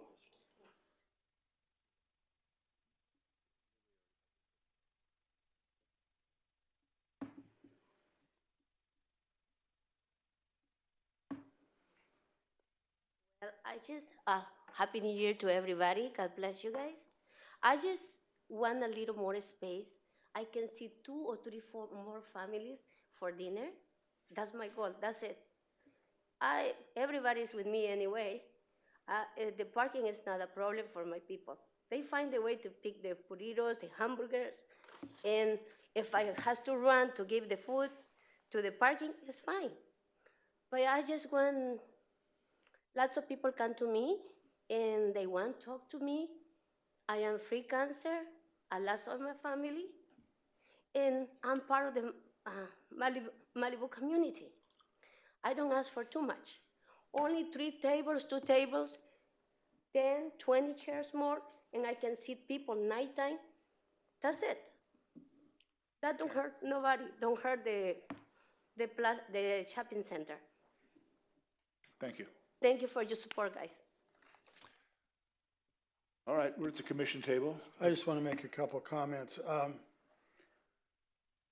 One of the things that planning and city council, quite frankly, have done over the last 30 years is judge seating for restaurants on basically what the application wants and what the parking they have. And this is why we are so screwed up in the Pier area.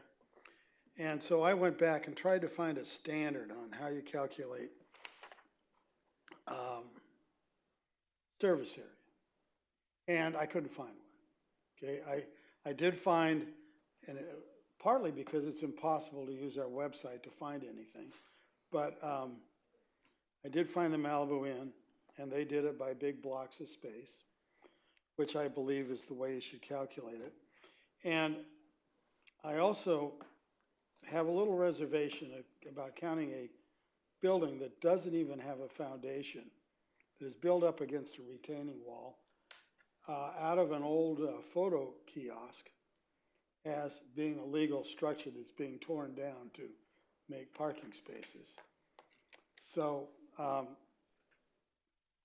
I came up with and I don't want to penalize Lily because I realize the type of traffic she has. But I do think the city needs a standardized service area calculation. Now, I disagree that this building is balanced. That whole row there is all restaurants. They have one dress shop, I think. You got a pizza place, you got a juice place, you got a bar, you got you got a coffee shop that now serves food, and you took out a very little used real estate office, and you provided 4 parking spaces. So I'd like to come to the point where we have a way to deal with this before we get what I would consider very hard things to determine, like La Paz or some of these other restaurants that are going into Malibu. So I'd like to make a resolution that seems a little complicated, but it really isn't. And if we go to our resolution, I would like to, let me find it. This is 3B, okay.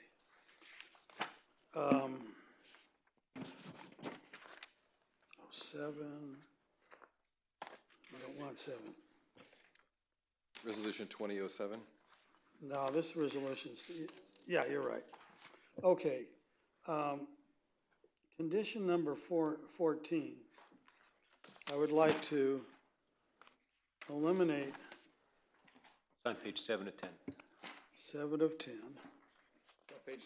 Top of 7 and 10, right? Yes, 14. I would like to eliminate the word within 1 year, and replace it at the end of 1 year. Thus, within 1 year could be next month. I'd like to see a year's operation. Okay. Number 2, I would like to put in the 199 square feet of dining room service area. Wait, where did you want to put this? I'll put it wherever the number fits. Okay. Sorry, John, where did you pull that from? Which part of the resolution? I'm making one up. Condition number 2, maybe? Is that? He's making it up. I'm making it up. So 1A. Let's call it 1A and let you figure out the number. Okay. The 199 square feet of dining service area shall be restricted to 20 seats until the Planning Commission reviews the project as per condition 14, the one we just did, with a planning interpretation of service area calculation, including aisles, tables, bars, waiting areas, and other related matters. So I'd like to give us a year to come up with that service interpretation and review this project on the yearly review using those standards. Now, I've cut down the seating proposed for 2 reasons.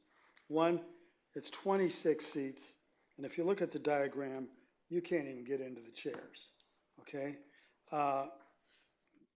And as Lily says, she doesn't need 26 seats, so that would fit. And part of the reason I'm doing that is, as Richard explained, the way they do service area, they give you 1 ADA entrance. We're giving them 2. We're taking the old plan and adding a new one and having 2 doors. That's just not the way things are done, I don't think. So this gives them adequate seating. And if you look at those chairs, you have to be able to back up a chair to get into it. So that's the explanation for that. And then I'd like to add another condition, numbered however you want, that is from the prior resolution, the prior CDP 14-99, which says this conditional use permit shall become subject to revocation should the use of which this conditional use permit was granted cease for 6 successive calendar months after start of operations except in the case of natural disaster. And that's a direct quote from 14-99. Any of the conditions from that original 14-99 resolution are carried over into their, this CUP amendment is amending that resolution, so they're in, that's still. So you have to add the two together and see what's missing? Because it's not in this resolution. That's right, because 1499 is not getting superseded, it's getting amended and added to. Okay, so Trevor, we don't need that? No, it already includes all the prior conditions, correct, John, Bonnie? do that last one again, please. I want to clarify your second condition. We could limit it to 20 seats, but we can't postpone the decision about what's going to be approved for this project. So you could approve it for 20 seats in that area, and then if in that point in the future, they could come back and apply for more if there's a new standard about service area at that point in time. You can't use the current service area on review if you put it in here to increase it? Yeah, because you'd be basically using the review to make a change to what the CUP is. Could the CUP be 20 seats for a year and then 26 if Yes. conditioned? Oh, well, you could, We could say that explicitly, so she doesn't come back twice? Yeah, but you can't say that if you don't have a standard. Part of what I want is a standard. yeah, because you could say 20 and then 26 in a year if it's been operating in compliance with its CUP. But I But don't we want couldn't that. make a condition upon a new service area standard that hasn't been determined at this point in time. Okay, how do we get, now this is another question. I can eliminate that second sentence because I don't want to go over 20 without a reason. So that's my motion. Can this planning commission have any way to get a service area standard? In terms of Reviewing restaurants? In terms of a standard for service area, I mean, this is something we could bring to the council, or the plan director can bring Yes, something back in the future. All I want is planning an interpretation, but they're all different. Well, I mean, and part of that, it's sort of the nature of long-standing restaurants that, were originally approved under a particular set of standards, and trying to come up with some reasonable way to deal with what our standards are today and what their existing circumstances are. So, I mean, and like many things, interpretations evolve over time, and so that's how we've gotten to where we are today. But every restaurant we have is different, so they're not evolving. They're being, as far as I'm concerned, they're being custom crafted for that restaurant. And therefore, we get these restaurants, once you give them a CUP, they become huge. Okay, well, my motion is that without that 20 seats. Let's see what your motion is here, because I'm slightly, no, not slightly, I'm completely confused. Okay, let me repeat it. No, I'd like to get it from Trevor. Okay. So the motion, Vice Chair Mazza, as I understand it, would be to adopt Planning Commission Resolution number 20-07 as proposed by staff with the following changes. On condition 14, you're going to add, you're going to modify the third line to change within 1 year to at the end of 1 year. Correct. And then I think the best way to do this would be to add a new condition 3 and then renumber condition 3 becomes 4, 5, 4 becomes 5, 5 becomes 6, etc. And that condition would state that the 199 square foot expansion of service area shall contain no more than 20 seats. Correct, except the first correction you made also counts 5 years. We're eliminating the word within. Okay. And then we're adding at the end of for both of those in that Got it. So so it shall be a condition 14, report to the Planning Commission at the end of 1 year and again at the end of 5 years. Correct. And I'm going to slow us down for 1 second. So you're talking about adding that condition 3 after existing condition 3 in section 7. It would go in section 7, it would become new condition 3. The current Pushing condition everything else 3 would down. become condition 4. So, all right, I'm beginning to get a grasp of it. What's Turn on your microphone. the new condition 3 reads what, Trevor? It would read, the 199 square foot expansion of service area shall contain no more than 20 seats.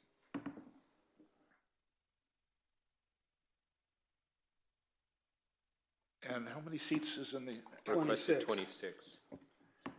It's on page, the diagram's on, So that's your motion, John? that's my motion. That's your motion? Is there a second to the motion? I have one question. I still have questions. Well, can we get a second? Because otherwise we can't discuss it. Can we get a second? I'll give him a second. But I Okay. have a question. John, you mentioned something about the conditional use permit expiring at some point in time. And I was Explain- told, Just tell me what that is. well, I was told that's already a condition of the original CDP, so I was told that I don't have to add it, it's already there. Okay, so, and the condition is what? That That if they don't use it for 6 months, it it expires. Okay, got it. Unless it's a natural disaster. Unless it's a It's a natural. natural disaster. Craig? Yeah, can someone clarify? I've heard that there was a permit for a parking structure under review. What is that? It's been applied for but not approved. That would help ameliorate some of these issues? Well, Richard, let me ask you this. I remember voting on it. It's a two-deck structure over by pavilions. I don't believe we've ever presented that to you. I voted on it. Well, I just think they just never did. They've been in another life, John. No, I bet you I could find it, but No, I'm not gonna waste my time. Because Yeah, I, it's still under review. okay, so a question. In this expansion, does this necessarily or likely entail an additional kitchen staff and/or serving staff that each would also need to be parking a car that we haven't accounted for? So that's 2 more spaces, at least, that we would need. To me, if you've got, Hold on, let's get an answer to your question. Yeah. Mr. Yet? Or no? Can you, Can you come to the microphone? to the microphone, So we please. can make it part of the record, please.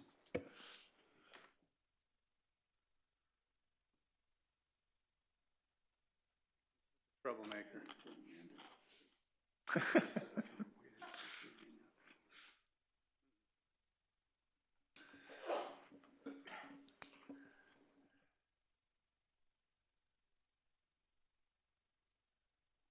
You understood my question, right? Yes, Yeah. so actually our staff, I'm the manager, and our staff, none of us park on the parking structure. We actually find parking on the PCH. So none of us take Not parking. even me. Not We even. park outside because we We let try the to people. save the parking for our customers to park. And also I watch everybody, the banks and the other restaurants, and I call security to move it, then So we can So, leave the space. In the expansion, you would be including how many more kitchen staff or servers? No. So It's the same thing we have now. you're doubling your capacity Nothing, roughly, nothing. but you don't need any more people to do that? No, So is this counter service, or are you having the same people thing. wait on the tables? No. We don't wait nobody. That'd be the same thing. So it's yeah. gonna be the same. The We're same just thing. trying to add a little bit of more space More for the tables. people to be able to sit Yeah, but down. let me get my question straight. You don't wait on people now. That's correct. No. Are you going to wait on people when you expand? Okay, so then I'd like to add another provision, if accepted by Steve, that this is a self-serve restaurant with no wait staff. Well, it's not self-serve in the sense that you go up to the counter and take food off of a tray. You go up and you make your order.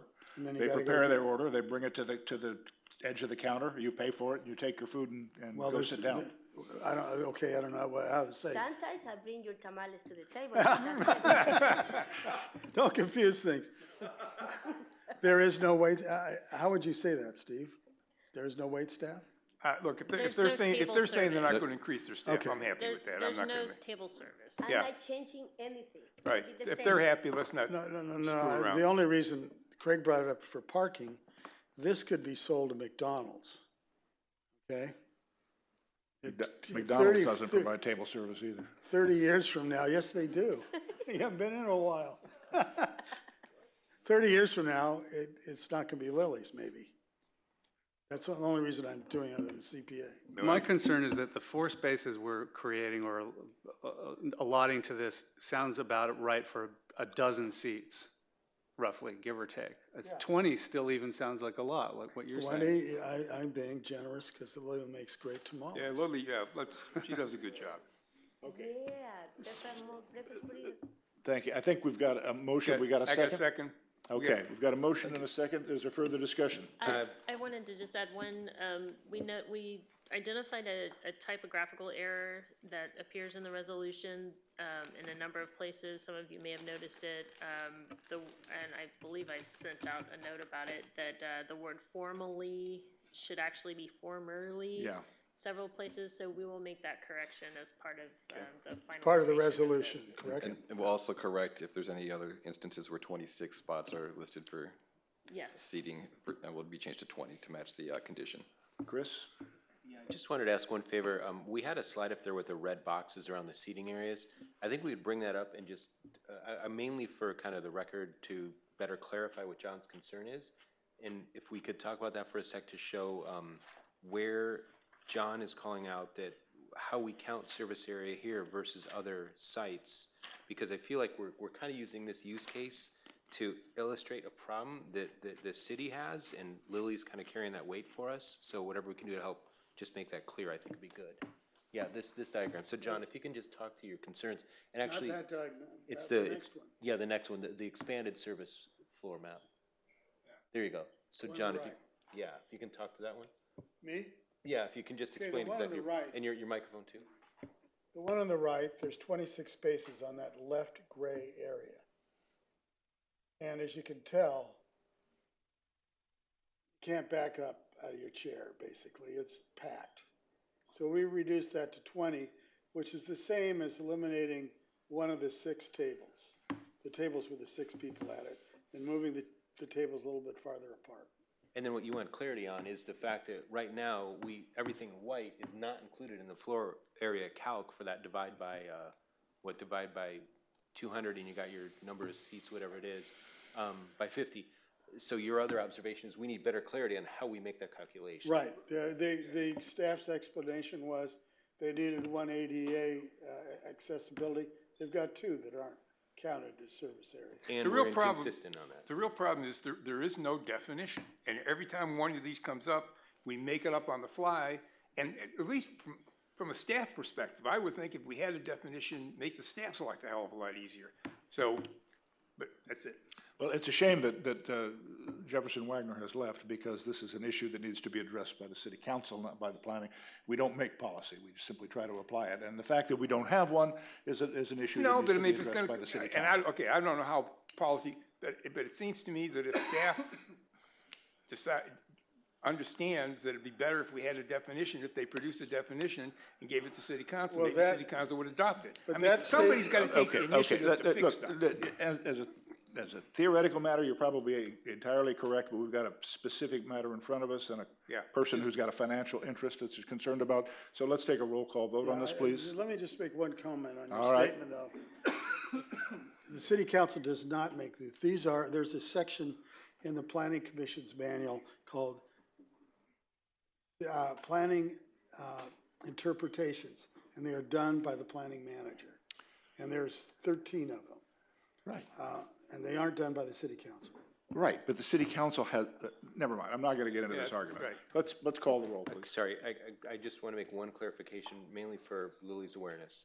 So this would limit Lily to have 20 additional seats, and then if she wanted to increase to 26 at some point in the future when the parking would accommodate, et cetera, she would make a new application for an ACDP again, or ACUP again. CUP amendment. Correct. CUP amendment. Is that correct for her awareness? That's correct. Okay, thank you. Call the question. Roll, please. Vice Chair Mazza, Yes. Commissioner Euring, Yes. Commissioner Hill, Yes. Commissioner Marks, Yes. Chair Jennings. Yes. Motion carries. That concludes item 5B. Yeah, don't spit on my food next time. Okay, this is item 5C. To this one, or?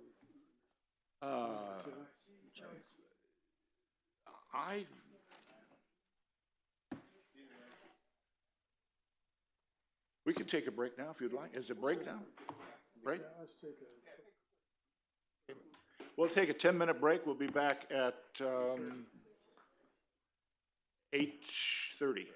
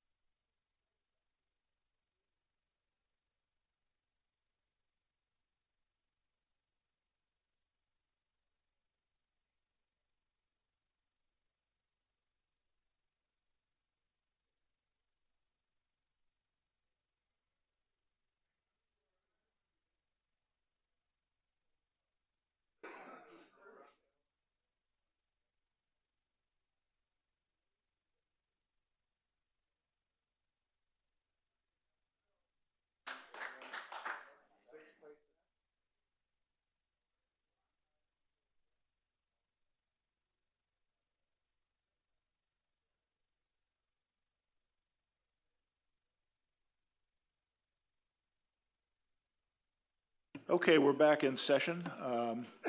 We're at item 5C, which is the conditional use permit, an application for a conditional use permit to allow the operation of a new 190 square foot wine tasting room within an existing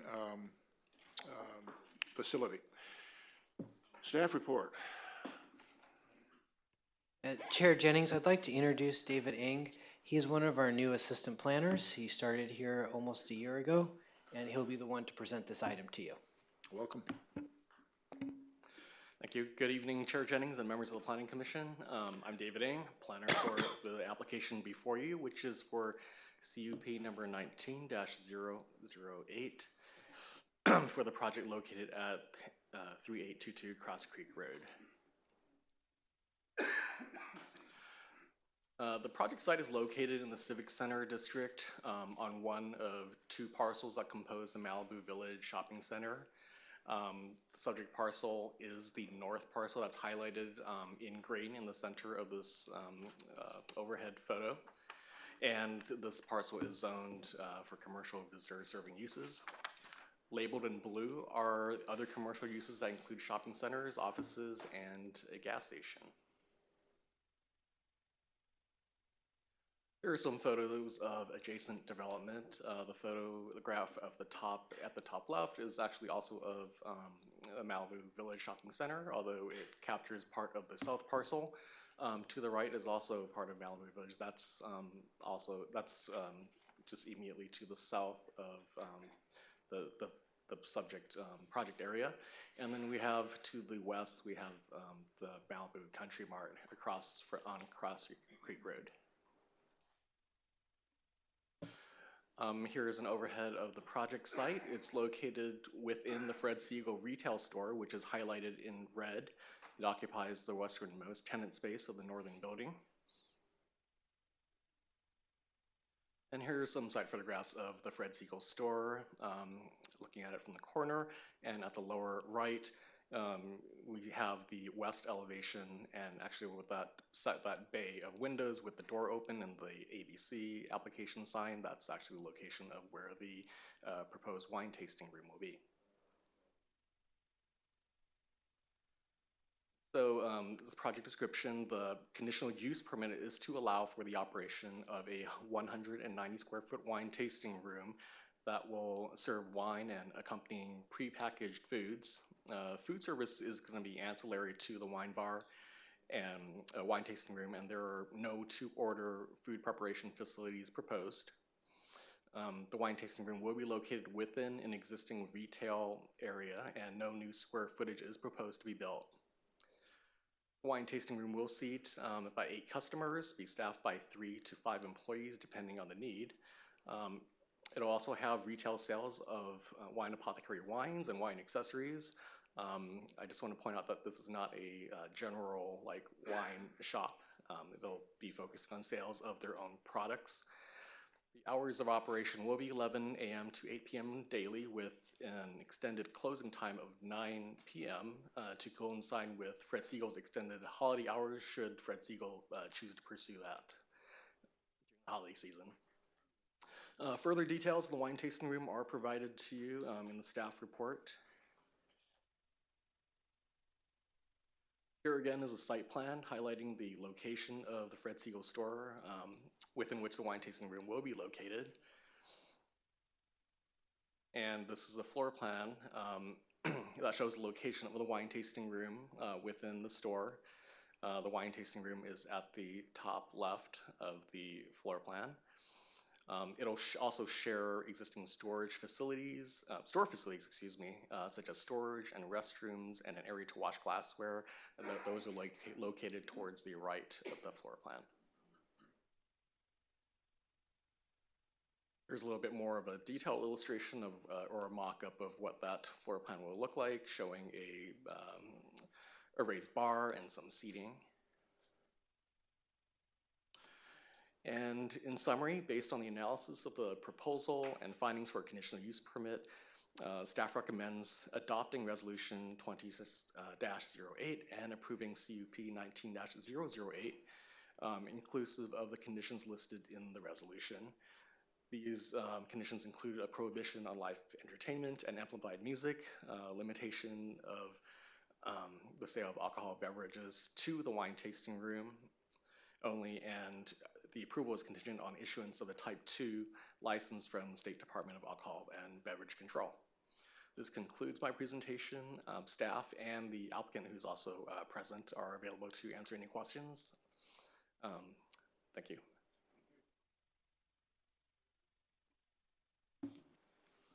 I've never been to a bar where I've got 5 people serving 8 customers, but I want to go to one of those. None. Great. None? I did talk to Richard about the restrictions on the general plan and the and other codes and the concentration in the area. I didn't learn anything I didn't already know. I just confirmed some items with him. I visited the site just to kind of see where it would be. It's up against a wall of glass, so it's kind of cool. Nothing beyond that was new. Okay, no disclosures. Questions for staff? Testimony first? Hmm? I'll ask it. Well, if you have a question we could answer by the applicant, let's. Well, I can ask. Oh, I'm sorry, we do have one speaker. Let's open the public hearing. Do that first. We have Graham Clifford.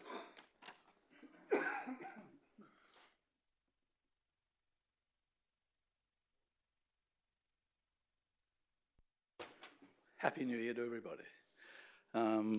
Mr. Chairman, Commissioners, I actually came to speak on 5D this evening, but 5C also caught my attention.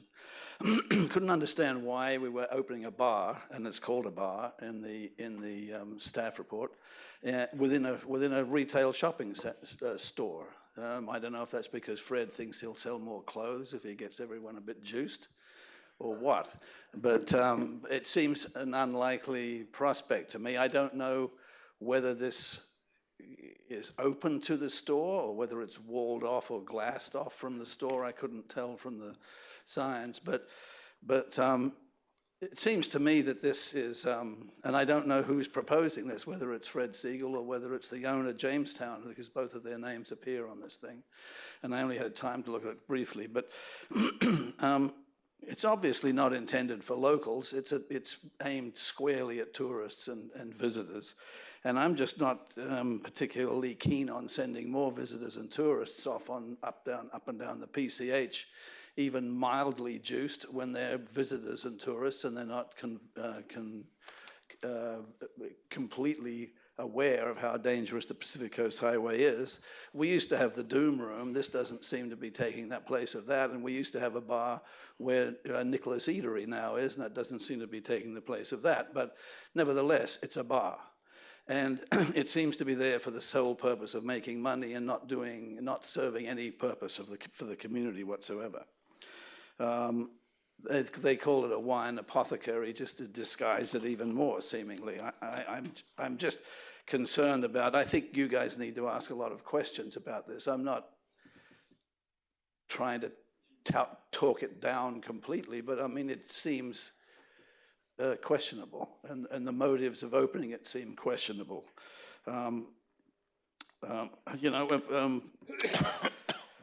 It does not represent any particular winery as far as I can see. It's just a bar. And why would you open a bar in a retail store? I mean, there's a whole heap of questions here, not least of all is public safety. Thanks, guys. Thank you, Graham. Just a clarification, the wine apothecary is the name of the winery. Yeah. So it is a specific winery.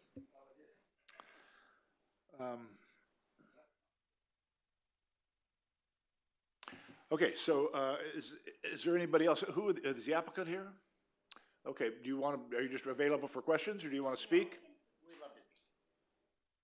If you want to speak, we have to fill out a speaker slip. If you will be able to do that before, you can come up now, but just before you leave, fill out a speaker slip and deliver it to the clerk over here. No problem. Happy New Year. Happy New Year. We'll just give a little bit of background information.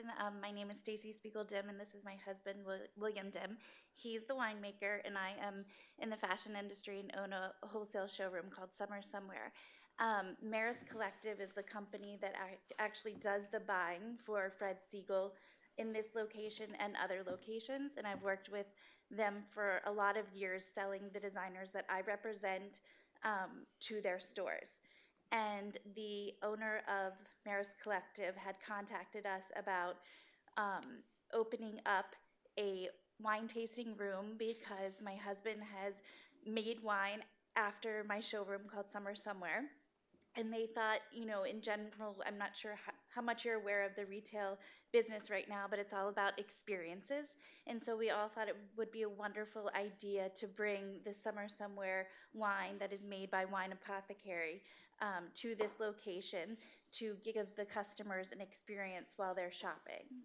And just to clarify, this is not what should be recognized as a bar. It is essentially a tasting room to allow people to come in, taste the product that's made by a local producer that lives in the area. So we are, while new to Malibu, we've been here about 3 years. We're loving every minute of it.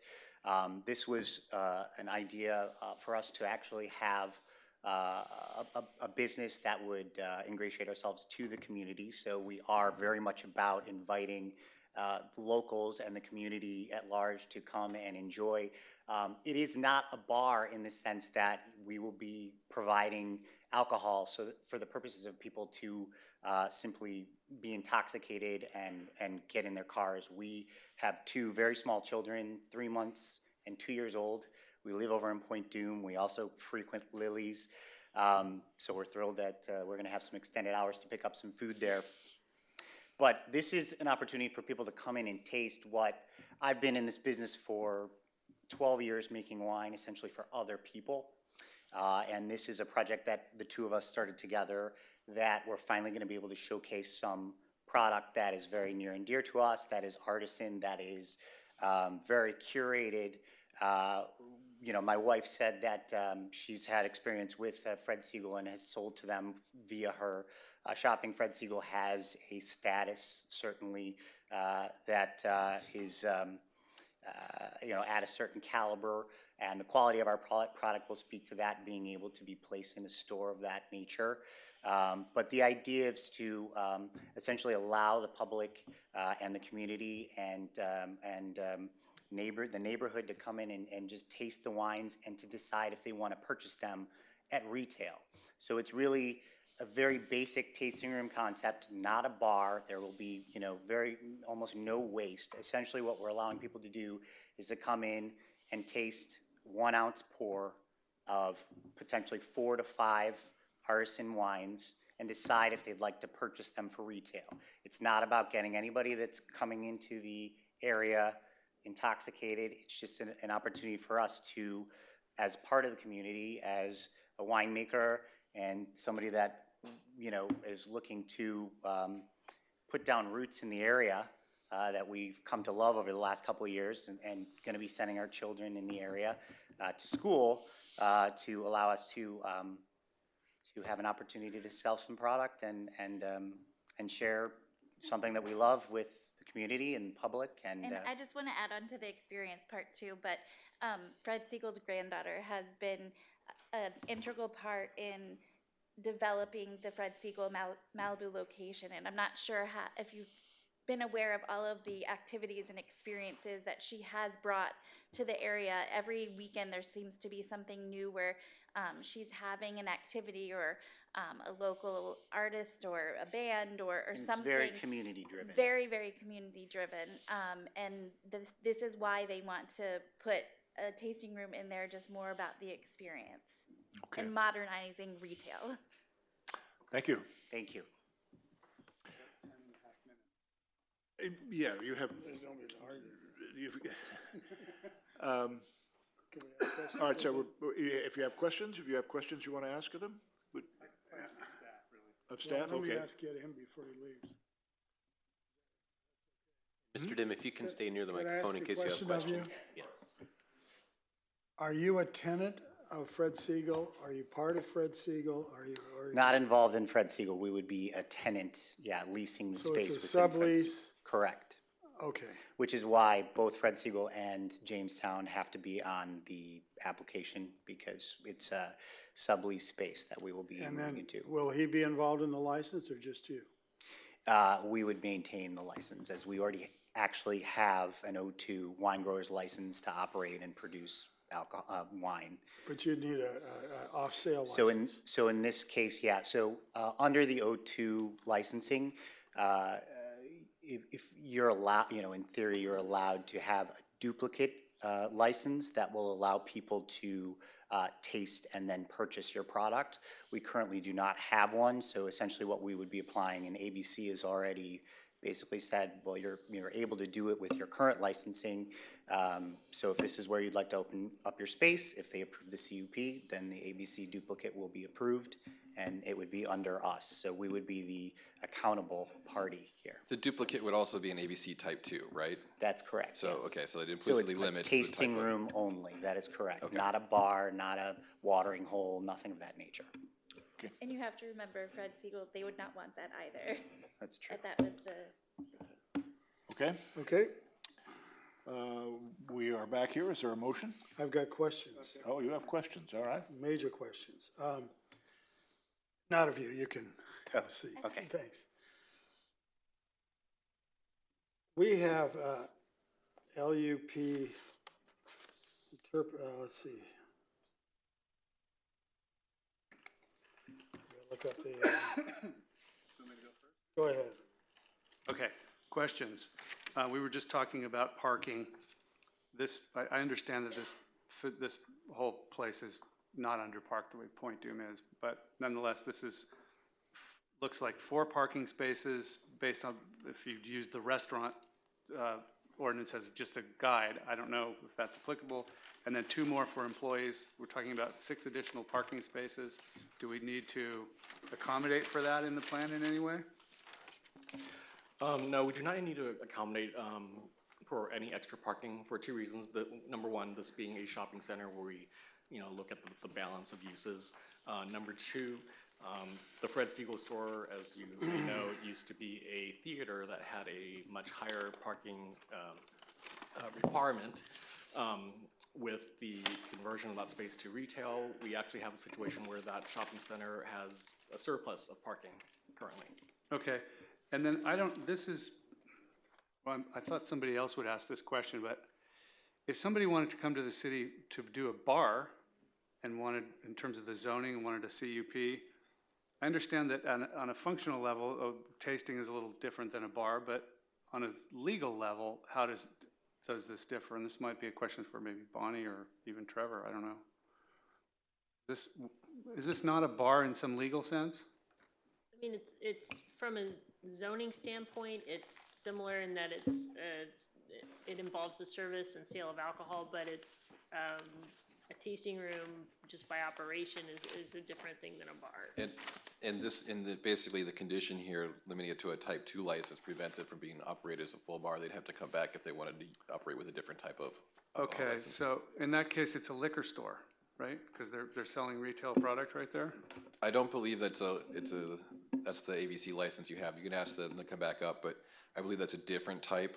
It seems like this type 2 is limited to the tasting room and their own product. Is that correct? My understanding from conversations with the ABC folks, and they pointed us out to some specific code sections. Essentially, a wine grower's license might take away from the conversations with them was that it's the ability to produce the alcohol, X amount of gallons beyond, I guess what you would say recreational. There's an exemption if you're just a home folks doing it on your own.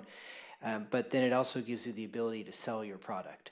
So it's not like a off-site sale permit, which would allow you to sell products, beer, wine, hard distilled spirits of different brands. These folks are going to be limited to their product. They're not going to be hosting some other wine company. Okay, but then we're also talking about snacks and other various foods associated with that. So it's not just like, here's our wine. It has I don't know what you call it. It's not a restaurant. It's sort of a snack bar. It's a snack bar / liquor store. Can't do tasting in a liquor store, though. True. I don't know. I'm just wondering how this is a strange animal and how it fits in the code. It doesn't seem to make sense quite. Go ahead. Oh, I was gonna, for Commissioner Hill, the food that they're preparing, or selling, I should say, it's prepackaged food. It's not like a restaurant where they would be preparing food to order. So this would be essentially a retail sale of food. So again, sort of like a liquor store. Well, can I ask you, Richard, when I talked to you and I looked in the code, this was defined as a bar, okay, in our code. I'm not talking about ABC. Our code says it's a bar. The closest thing that we could find in the code, yes. Yes, there is no provision for anything other than that. Now, I mean, the uses in our, just keep in mind, the uses in our zoning code are pretty antiquated. It lists stationary store and, but you bowling have to alleys. change the code to, Right, instead so of just saying I'm it's just saying antiquated. that we have to look for the nearest thing that is similar, and a lot of times it's not exact. Yes, but we do have a section in our code, this is off-sale liquor sales. We have a section in our LUP, let's see here. Gotta get the right number, but, what? Measure 73, it's the LUP interpretation is you can only have one liquor store or bar for every 2,500 people in Malibu. Now, I counted in the 3 shopping centers here, I actually added Whole Foods. We've got 11 places that serve liquor. We've got another 7 that serve food. So we've got 18 just in these 3 shopping centers. So I personally question whether this is diversification. We also just added another tasting room quote that is under the same exact operation as this. Strange Vineyards with a tasting room with takeout without ever coming and getting a CUP. So we now have right across the street from this, another one. So the diversification in those centers isn't even close. Now, if you add up the number of locations that sell liquor off sale in Malibu, it's probably 5 times as many as are allowed. A lot of them are grandfathered. But we went through this, and this is one reason I have a problem with this. We denied the country liquor. We denied the 76 station. And all they do is sell, they don't even serve it, they sell it. We denied them as a planning commission being able to sell any liquor because they exceeded the 5 limitation. And I don't see any of that in this discussion. I think we take your point, John. No, but I'm asking you a question. Why isn't this covered? Why isn't this the same as a gas station trying to sell beer? Off-site liquor sales. The reason why we looked at this a bit different than, say, the gas station is because this isn't a liquor store. By their type of ABC license, they're going to be very, very limited. It's essentially their products and not other products. And also, this is also the same type of license that the Strange Vineyards, I believe is the name, has over at the Malibu Lumberyard. And over there, they're using the CUP for what was most recently, I want to say, BurgerFi, which had a full liquor license. You got a takeout liquor, off-sale liquor license? They had the ability to serve you alcohol and different brands of alcohol, and the reason why Strange Vineyards used that was that it was looked at as less intensive because, once again, it's just more of like a retail store of just their product. It's not a liquor store that's got distilled spirits, beer, and various wines. But it was off sale, which is in our code considered a bar off sale. Why are they coming if they aren't? That's my, now, but one of my main points is that we have a concentration in that area. Plus we have La Paz coming, which is probably gonna want some more.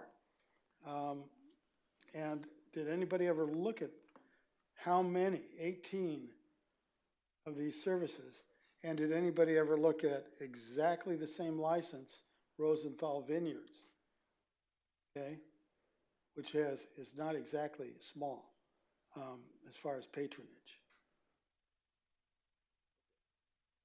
Wonder if they looked at that. But let's try to move it along and get some other questions. I have some other questions, but just to clarify, you said if it's 1 per 2,500, then those first 11 you mentioned would be twice as many as the whole city could accommodate. So suggesting you're saying we're really overloaded. I think that was your point.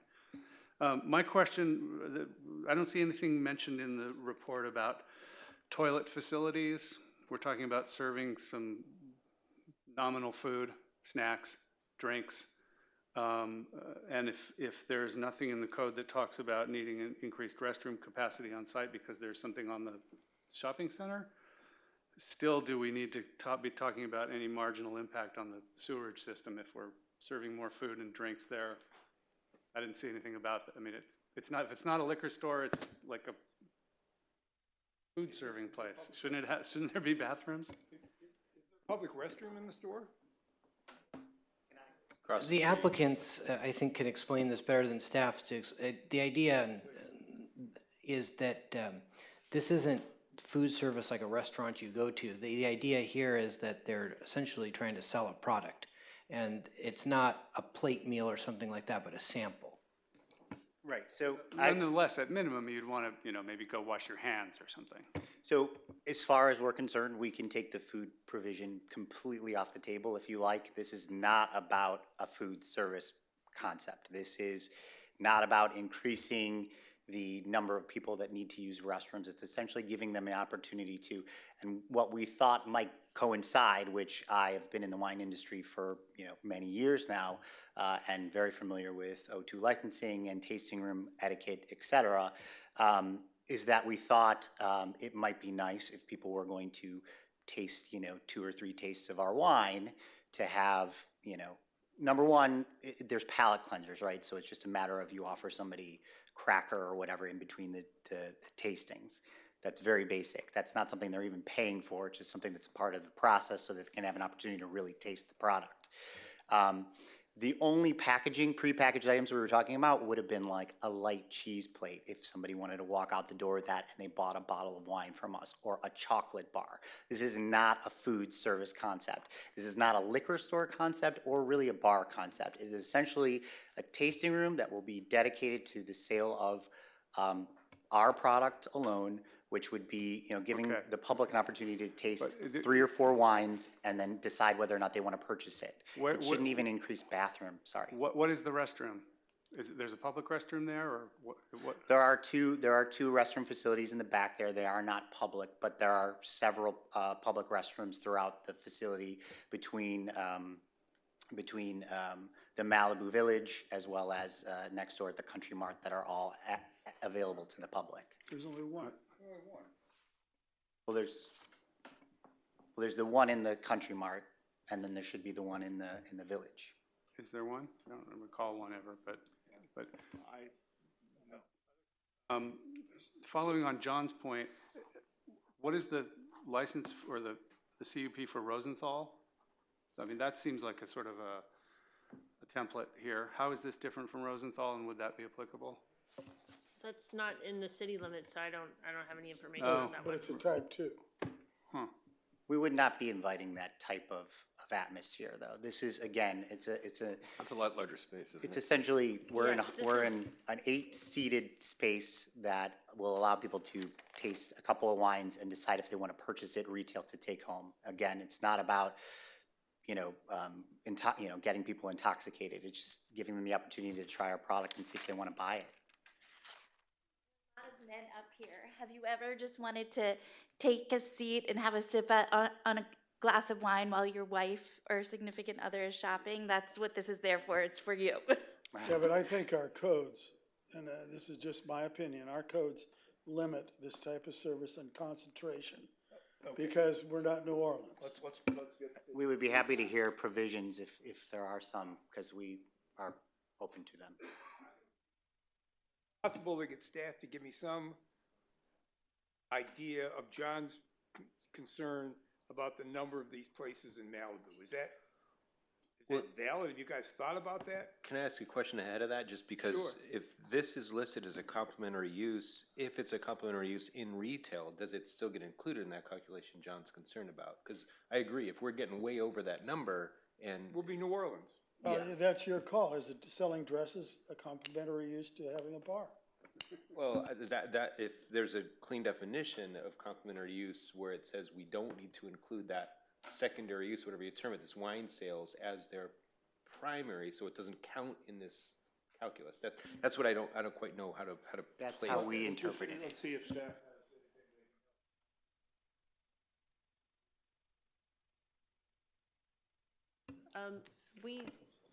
We did not do a specific analysis of the concentration in this exact area. It's there have been other tasting rooms approved. There, I don't know, Richard, if you have some examples in mind, but the general plan is it's a policy. This is a commercial area. That's one of the things that was different, as I recall, about the country liquor and the 76 station. They're right next to residential areas, and that was a big concern. And they're also next to some public open space right on the highway. So this is a little step back. It's in in a bigger shopping center setting. So that's. But with more, I mean, the question that John brought up that says you only allowed so many of the, is that valid? I mean, is that? It's based on my history here. I don't believe that is that you are required to deny this. I mean, if No, but it's reading the LUP. That's what it says. The one per 2,500. Yeah. Is that what is that? It's a general plan policy. I also want to, I'd like to point out that the city council in 2012 hired an economist to do a study of this area. And he presented it at the November 13th meeting in 2012. And he shows that there's this is 2012, a while ago. We're 143% above our food and beverage needs, 174% of our clothing stores, 198% of our food service and drinking places. Okay, we've got 4 more items to do, and it's 9 o'clock, so I'm trying to look and see Trying whether. to get an answer, Mark, yeah. I mean, is it a valid concern? That's all I want to know. Bonnie's saying that she doesn't feel that you would be required on the basis of that policy to deny this application, right? That's correct. If you want additional information, we can bring back some additional analysis or whatever it is that you're wanting to know. And it's also a matter of interpretation, as this is a different type of license than the other types that were envisioned when That's the right. general plan went through. But Have we got a motion? Is there anybody I'll make a prepared? motion of denial Okay. Is due this- to not following the general plan, that there are too many bars in the area. Okay. And that the other finding was finding 11, saying it's not a flood zone, it has been flooded. There's documentation of that. All right, is there a second to the motion? I could make a competing motion. Okay, the motion dies for lack of a second. I would move to continue for more clarification on the things that staff was just talking about. I'll second that. Moved and seconded. Is there a further discussion? Continued to what date? A date uncertain? Yes. Yes. And have you, does staff feel that it has a grasp on what questions want to be answered? You want to know what information specifically are you looking for? There's 2 things. One is the sorts of numbers that John was talking about, the 1 in 2,500 in terms of the saturation of those, and then also some clarity on really how this fits under the code in terms of what kind of establishment it is. Is it really a bar or a liquor store or a clothing store with an ancillary something, you know? I mean, I think they've described it as well as they can. It's an ancillary use to the clothing store. It's supposed to complement the retail activity of the clothing store. So we're not going to be able to provide you anything more than what they've said here. It doesn't fit neatly into any box that we have in our current code, but it combines aspects of a lot of the different things that we have in our code, which is why we didn't have a problem with it from a staff standpoint. And I'd like to add too that this method of using a bar type description to be consistent with the code, that's what the Planning Commission has used in 2 past CUPs for this area for wine tasting. One was, I think it was called Barrel, which most recently was Kashan, the Chinese restaurant, next in the Ralph's Shopping Center. And then directly across from where these folks have their business, that in about 2008, 2009, the commission approved a CUP for wine tasting in that area. I forget the name of what that business was. That one, though, opened up for a while and then closed. But the methodology that was used here is consistent with past reports that have been provided by staff. Well, I would like also to know concentration. I'd also like an explanation of why it doesn't have to follow the LUP policies. I'd like to know where in our code it is not considered a bar. Okay, those are the. And also, we've always required in phase 1 that you show us that they have the sewage. They're adding wash stations and uses of water. The Public Works Department, that was a concern I had also, because they're keeping a very close eye on anything that gets developed in the Civic Center, any new tenants that go in, and the Public Works Department did not have an issue with this. There's a glass washer that is part of the tenant improvement, but no, they didn't have any concern about food service or wastewater capacity. I think that, And okay, the other thing I'd like to know is, this is a standalone business, subleased. I'd like to know whether that has anything to do with the dress store. Apparently, it's a separate business inside of another business. What, that's not really a zoning matter? It isn't? No, Could I open a bar in the middle of a? No, we're here for the zoning aspect of that, which is the conditional use permit. Attaches to the property itself. Right, but whether there's a sublease in this, if it's not a formula retail issue, it's really not a concern for us from the standpoint of who pays the rent or whatever. We've got a motion and a second. Is there further discussion? I just wanted to call an observation, and that's that when you go in that store, in walking through it, and I'm now planning ahead to kind of get it a little better what you're trying to do.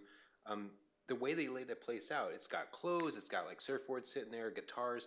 They aren't branded Fred Segal, but he's trying to make like an experience. These guys are trying to take advantage of it. The one observation I'd make is maybe if you just had bottles for sale without the sampling, that might be another thing to head towards, because I think that's what we're having a challenge with, as you're hearing, is that sampling aspect. I don't know, I'm just throwing it out there for an observation to you, but in walking through that store, I get what you're going for. I see what they're doing with that location, and I'm just trying to figure out, how to walk a balance, so. Okay, further discussion? All right.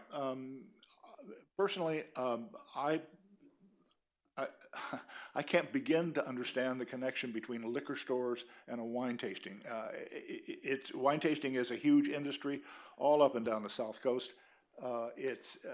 You go, you pay $10, $20, something like that. You get to taste little bit shots of the wines that they have for sale, and that's it.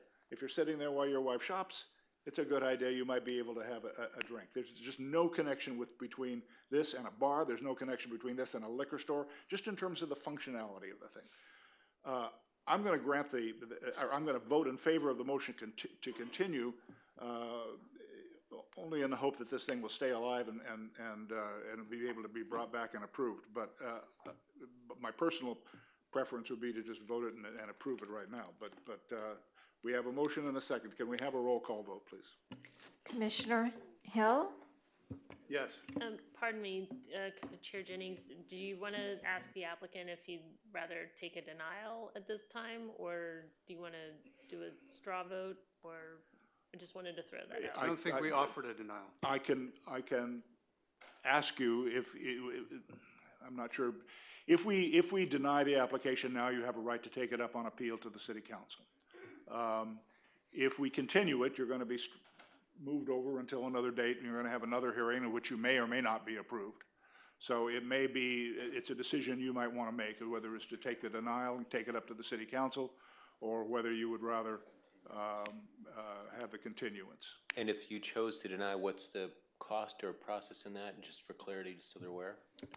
The appeal fee is, the cost to file an appeal is $500. So it's not an option to approve it now. I don't think you've got the votes to approve it right now. Okay. To speak to the point, the O2 licensing, as was noted, it is limiting, right? So it is essentially, we will only be able to sell our product that we produce. And as you noted, a tasting room is essentially, you taste the product, you decide if you want to buy it. We're not promoting wine country etiquette or Rosenthal etiquette, which personally is, it's fine for a big, group of people to celebrate. That's not what this is about. This is our opportunity. I just wanted to explain, we're supposed to follow our city codes. Of course. And our city codes apparently don't deal with you. The way the staff report was written, they called you a bar. Okay. And and so we can't change that. I understand. I appreciate it. We've got a lot of other people who need to have their stuff resolved too. Just last comment for it. So the ABC02 licensing, it would not categorize us as a bar or a liquor store, which is why I think what we want to do would ask for a continuance so that they can, research that and you guys can hear that. The specific question I need an answer for is, do you want us to vote on this motion to continue, or would you rather have it just get a denial? Well, I am assuming that you get a denial. He just said he wants to continue. I'm sorry, I didn't understand. What did you say? Would you recommend it?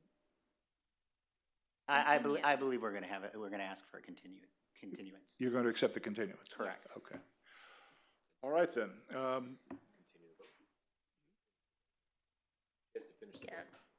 Did she start the vote? Yes. Yes. Oh, I'm sorry. To confirm, Commissioner Hill was a yes? Yes.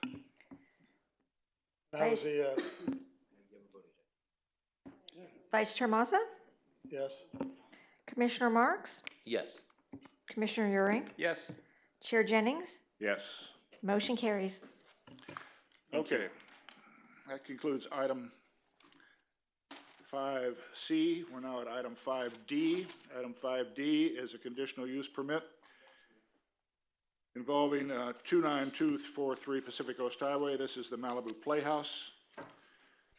And it's an application to memorialize an existing community stage theater use, including a change of the existing weekend closing hours. Staff report, please. Good evening, Chair Jennings and members of the Planning Commission.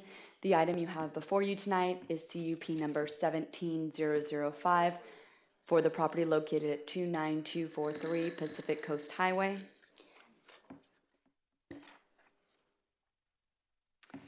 The property is located off Pacific Coast Highway, and the slides above just show the vicinity map and aerial photograph. The surrounding land uses include both residential and across Pacific Coast Highway, the Point Dume Shopping Plaza.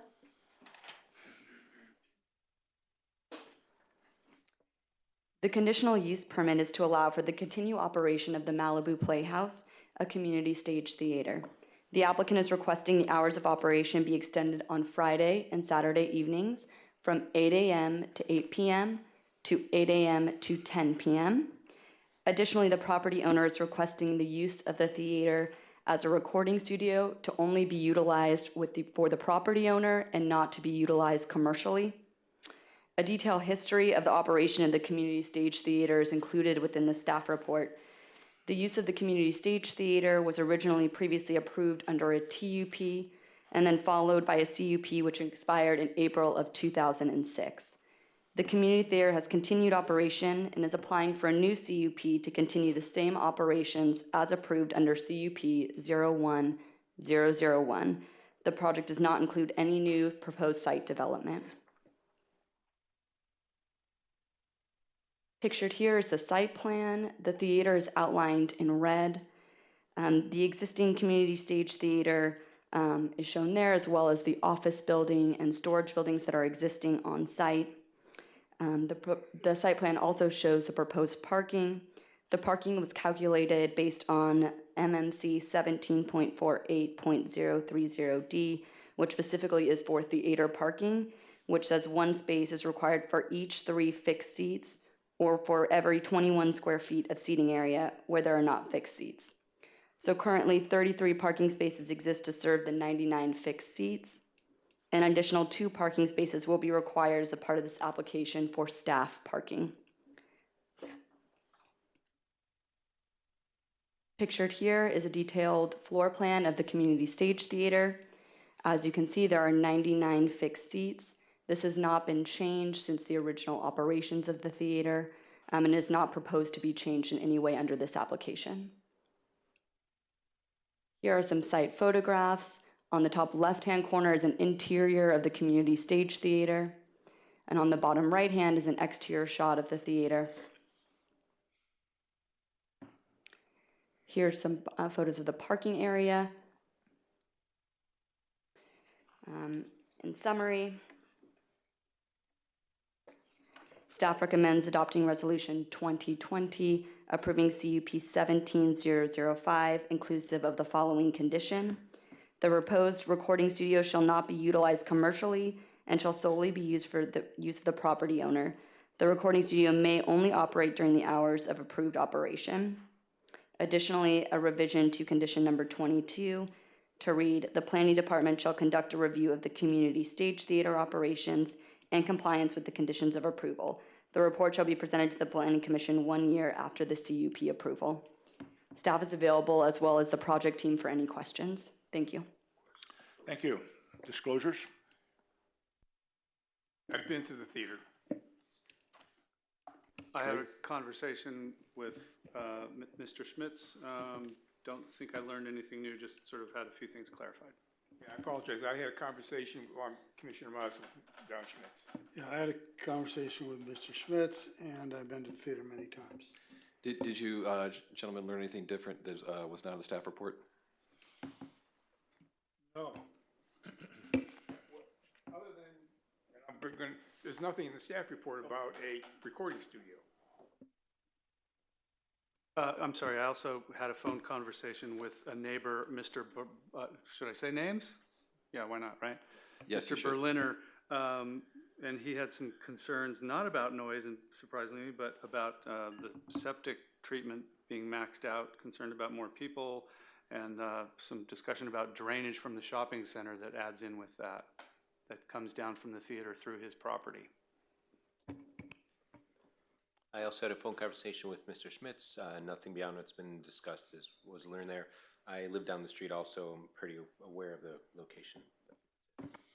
Had a conversation with Don Schmitz last Friday, but basically going over the staff recommendation.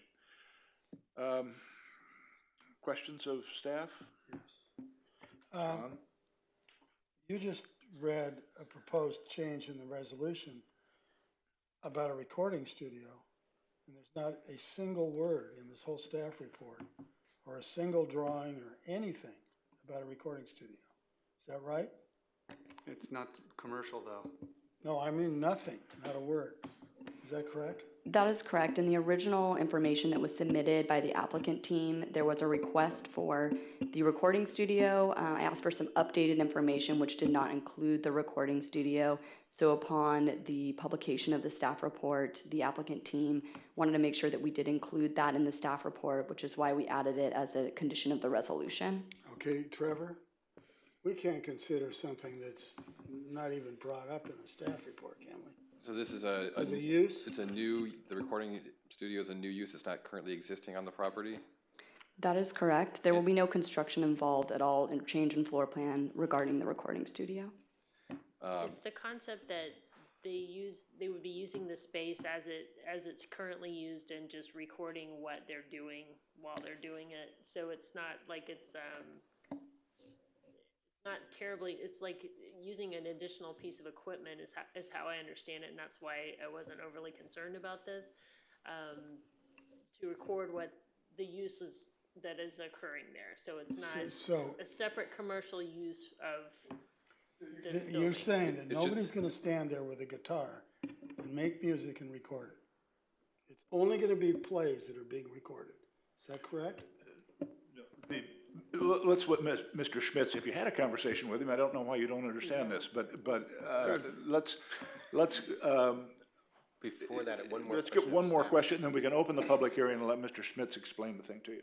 Quick one, Lily, just in terms of your, the calculation on the 99 to 33 spots, was this similar math done on the floor area, but by that 21 foot for that ratio, does that lead to less parking or more parking if the alternative calc is run? I didn't run the calculation, but I'm happy to do that. If you could, just to confirm that it would lead, they were not underparked if they, Sure. if it's reconfigured. Okay, I'll do that. Okay, let's open the public hearing. I'm concerned about whether we have a noticing issue. Can you explain about what this recording studio is and whether this is part of what's been noticed for the hearing here tonight in terms of the CUP, or if this is an additional use? Absolutely, Trevor. That's obviously front and center. For the record, Don Schmitz on behalf of the applicant. I appreciate the opportunity to make this presentation to you tonight, gentlemen, for something that is near and dear to this community's heart, which is in fact the Playhouse. The application is, you're very familiar with what is being proposed. There's no physical changes whatsoever. 15? I'm sorry, excuse me. the Yeah, clock- a little bit more than 3 minutes would 15, be much appreciated. Thank you. Thank you, sir. So there is no physical changes inside or outside for the application, which is before you, and that includes the utilization of the existing equipment for the private recordation or recording studio by the property owner.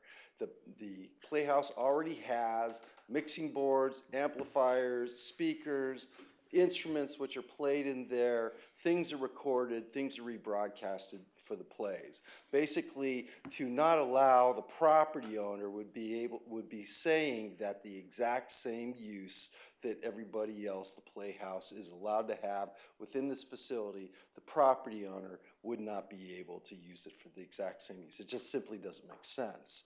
Now, it would be constrained the same way with the same conditions as it pertains to no sound being audible outside from the property boundaries and the same hours of use and everything else. The only thing is the man is asking for to use the existing equipment to record his own personal music just like is used for the Playhouse. And that was part of our original application. There was nothing in any correspondence from our offices or from the applicants which removed that from the application. When the staff report came out, we immediately submitted a letter to the city reaffirming that this was part of our original application, and I, of course, notified each and every one of you of that fact as well. So there's been a number of past approvals for the Playhouse here. The first one from the city was a TUP going back to 1996. Back in decade or so before that, it was a church, as I think most of you are aware.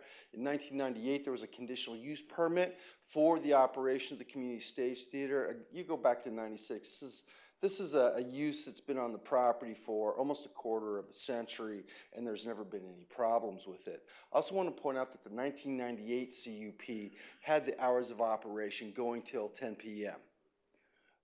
The 2001 CUP, on their own volition, the previous property owners rolled it back to 8 o'clock. But the point I want to make to the commission is that the request that we have for Friday and Saturday nights, allowing the Playhouse to operate until 10 p.m. is something that was established in a previous CUP by the city, and it didn't seem to have any problem with the neighbors, with the neighborhood. Staff has already discussed the site plan. Again, there is no physical modifications to the property whatsoever, which is reflected on page 4 of the staff report. We have 35 parking spaces. This is right out of the municipal code in regards to how you calculate the parking for the property. We are adding the 2 new employee parking spaces, and you can see that we've also, let me go back, we've also are modifying two of the spaces so that they are ADA compliant as well, because currently that's not on the property. For a total of 35 spaces, which is in fact what the municipal code requires on the parking calculations. If you look at 17.48.030.d, it specifies that you'll have a parking space for 3 fixed seats, or if you do not have the fixed seats, then it goes off of seating area. So if you had an amphitheater or something like that where you didn't have the fixed seats, then the calculations would be based upon the square footage as it pertains to the seating area. The number of plays is not changing. The use is not changing. This is exactly what's been out there for a very long period of time. A big component of the use out there, of course, is the Young Actors Project, or YAP. We're going to be continuing that, and that's mostly during the summer months as well. The hours of operation have already been discussed. The only modification that we are asking on that is that on Fridays and Saturdays we go till 10 p.m. again with the same conditions and restrictions, that it does not disturb the neighbors. In fact, it's not just the audio constraints or audible constraints in there, but there's even sort of a general catch-all in the conditions of the resolution that there will not be any deleterious impacts to the surrounding neighborhood. So I'm going to go past the where I was going to stop because some issues have already come up. This is a supplemental that we submitted, and this is to demonstrate to the commission that it was always our intention that our client be able to record his music, not a commercial recording studio, utilizing the existing facilities with no impacts to the surrounding neighborhoods. We've already talked about the previous approvals, but the issue from Mr. Berliner, Commissioner Hill mentioned that this was a concern that was expressed by him. There is a special condition that the environmental health approval shall be reissued for the septic system prior to the conditional use permit becoming effective. And it's important to note that we've not had problems with the existing septic system. We're not adding to the loading on the septic system because we're having the same number of people, same number of plays that we have always had out there. It's also been noted that the operating permit is expiring next month. Nothing atypical about that whatsoever. The municipal code for the Malibu, city of Malibu specifies that these operating permits that we have for multifamily or commercial and other uses has to be renewed every 2 years. So this is very standard operating procedure. We fully intend to, after this hearing, hopefully if everything goes well, or irrespective of that, we're going to be going in and we're going to be updating our approval. We're going to be submitting all the appropriate documentation to the health department that in fact the system is still functioning. That will include inspections and everything else. There's been no daylighting, no violations or anything like that that has been brought to our attention. The system's functioning well. And I also wanted to point out that we are also going to continue to completely conform with the dark skies ordinance as established by law in the city of Malibu. So with that, I'd like to wrap it up and answer any questions that you may have at this point, or just save the remaining time for rebuttal. Thank you. You have 8 minutes and 10 seconds left. What's going on down there with staff? Yeah, Mr. Schmitz, I'm a little concerned here. The proposed condition here, it says, the proposed recording studio shall not be utilized commercially and shall be solely for the use of the property owner. Who's the commercial? The recording studio may only operate during the approved hours of operation, but I don't think there's anything in what was distributed showing a recording studio. Is that correct? Well, let me clarify further through the chair to the city attorney. We're not making any physical improvements, okay? So we're talking about a use. Already, the Playhouse has everything you need for a recording studio. It's acoustically excellent. It's sealed off so you don't get spillover effects in the neighborhood. There's already mixing boards. There's already amplifiers. There's already speakers. There's already a location for instruments to be played. So in actuality, what you have is a very above board level of integrity by the applicant to include that in the application. Because quite candidly, he could have just gone in there and used it and nobody would have been the wiser. but we just wanted to cross the Ts and dot the Is and put that application in the door. It was always part of the application. So we're not proposing any physical improvements or modifications whatsoever. He's just saying when it's not being used by the Playhouse, by YAP, by the others, he'd like to go in there and he'd like to record his own personal music. Trevor? Just a second. Let's. Trevor. Is the equipment that's being used, is that described at any part in what was distributed here? The issue here is whether we have sufficient notice for the agenda of this item, not the 21-day notice, but in terms of the actual what was proposed here and what would be done here. So if there's not something showing, it's identifying, it says the proposed recording studio, but I don't see anything in here that would identify a recording studio or refer to what that would be. If we continue this to just the next meeting, then that would cure any issue we would have with it. There's nothing to cure because there's nothing to show. They're not proposing any physical improvements for the Playhouse or for the recording studio. All the equipment is already there. It's simply a matter of using it, of what he already owns. To operate the Playhouse, it is true that different soundboards are moved around, speakers are moved around, the location of the instruments for the plays is moved around. This is all something which is malleable within the confines of the actual theater itself. But when we talk about the application for the private recording studio, we're talking about the theater, in the theater building itself, with no physical improvements whatsoever. Can I ask a question of the attorney for condition 14? No, wait. I don't want to get into this hearing if we've got a jurisdictional issue. If we have a And that's jurisdictional what issue. I'm trying to call out, Chair. There's an item here that could cover this. I'd like to make that clear. On page 4 of 7 in the resolution, item 14, if you could read that and see if we've noticed with that line. Any proposed use directly related to theatrical performances shall not generate noise levels that are audible beyond the property lines. No, that's any proposed use, though. Would that cover what the concern is? He's proposing a different use, which he's saying is not in the noted. staff report. But that's what I'm asking. If this line would notice that, does that call out this type of use? Could that be interpreted to or no? It's not a different use. Well, I think It is. I think the issue is, I mean, this would say for any proposed use, it's got to be directly related to a theatrical performance, and you're talking about a use that would not be related to a theatrical performance in terms of what the recording would be? Could we propose a minor change to that line? Would that still be noticed? Can I say something? No, wait. If we have a jurisdictional issue, it's a decision really for Trevor to make. We're going to have to put this thing over. All right? I don't want to get into a full. Have him make the decision. I just want him to That's what I'm point trying to out do. something in the LIP. The LIP does not allow recording studios as a use.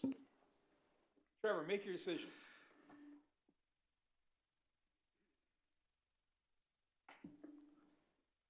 Well, I think the option here, if we want to, if the applicant wants to use the language of a recording studio and there isn't any mention of it in here, then I would suggest that this item be continued forward.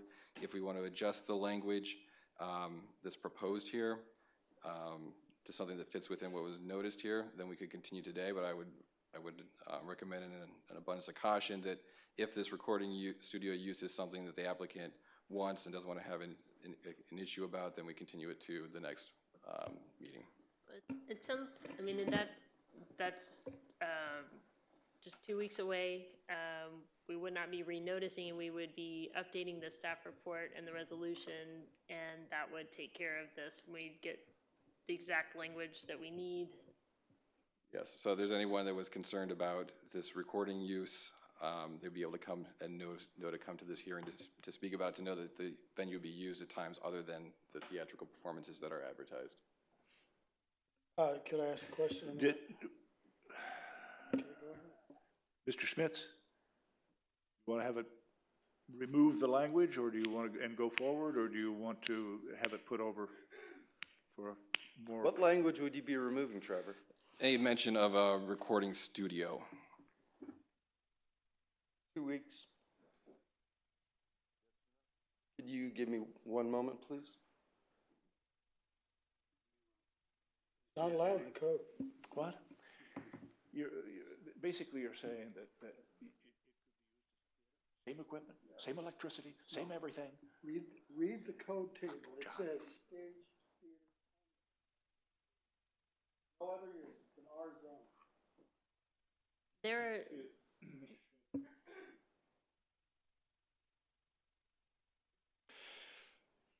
Bonnie, if I was to remove it at this juncture and then come back to amend the CUP to allow my client to use the existing facility, I suppose that would be a fairly protracted process, wouldn't it? it means a new, yes, a whole new application. If you could continue it for 2 weeks to a date certain, I assume, so that staff can fix the error in regards to the verbiage in the staff report being reflective of what was in the application, that is obviously the way that we need to go. You have a date certain in mind? Yes, January 21 meeting. We would just put it on the next agenda. Can I ask a question? January 21 is the, what's your question, John? Would the staff report change to reflect a recording studio? It would, Yes. it would change to reflect that the theater would be used for, That ancillary use as a recording studio would be part of the slate of uses allowed in the theater. And it would include a discussion of the fact that the LIP did not allow that. There are recording studios throughout residential lots all over town. It's an accessory use, it's incidental to a theater.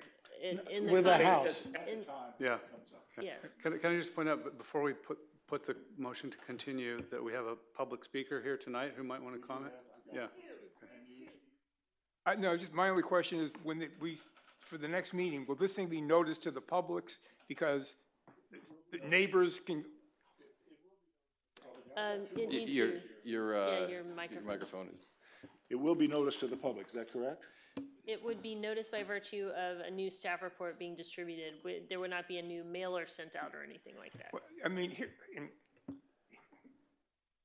there were a couple of people that commented from the letters that came in, and one said, as long as you're sticking within the rules that you currently have, I'm a happy camper.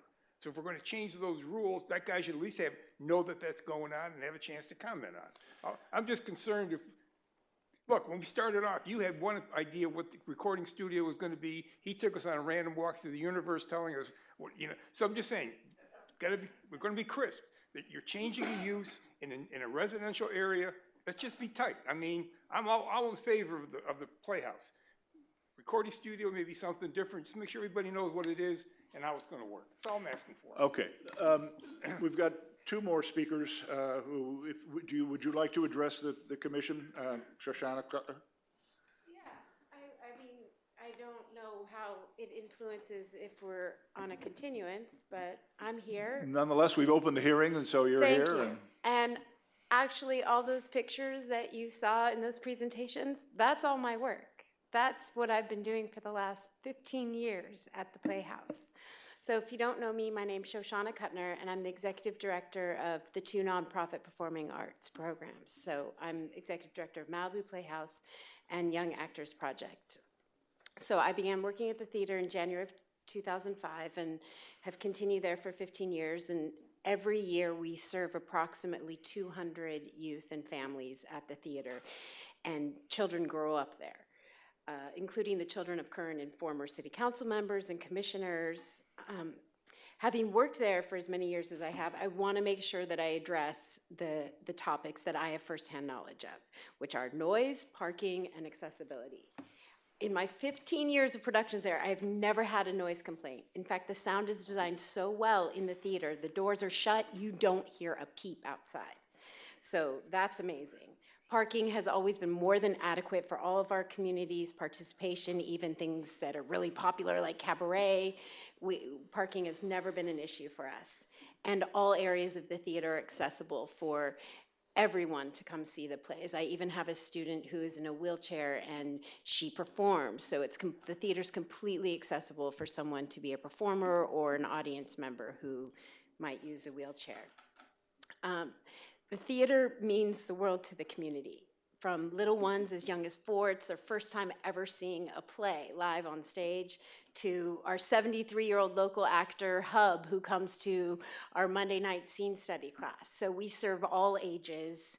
And I remember during the immediate aftermath of the Woolsey fire, I had families calling me to tell me that the only way they calmed down their children, their hysterical children, was by saying, I know our house is gone, but your theater's still there. So, I mean, they are coming in droves, and this place belongs to them. And I'm the steward of it. I've been on that property every day for 15 years. I'm the only one in this community that has. So the interest in me having a permit to continue operating is really high. It's our only place for after-school programming and in theater. And I have a beautiful thing that happened that I didn't know would happen, where children stay and they come back and they work at the Playhouse. Our current playwright, who's writing the plays for children, started at the theater when she was 10. She's 23 now. So it's my legacy, it's her legacy, it's our community's legacy. And I just hope that the commission, the council, the powers that be recognize this work. And Thank you. thank you. Thank you. Graham, would you like to address the commission on this one?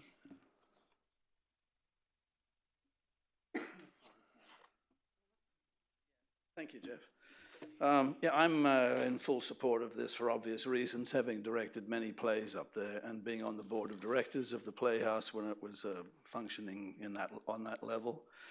And I'm speaking, by the way, as an individual, not as a cultural arts commissioner. Although I will say that I know that all the cultural arts commissioners would favor this too. There's no, operating it as a theater has been going on forever, and there's no problem with that. The reference to a recording studio to me is not that place, but that's a different matter. It's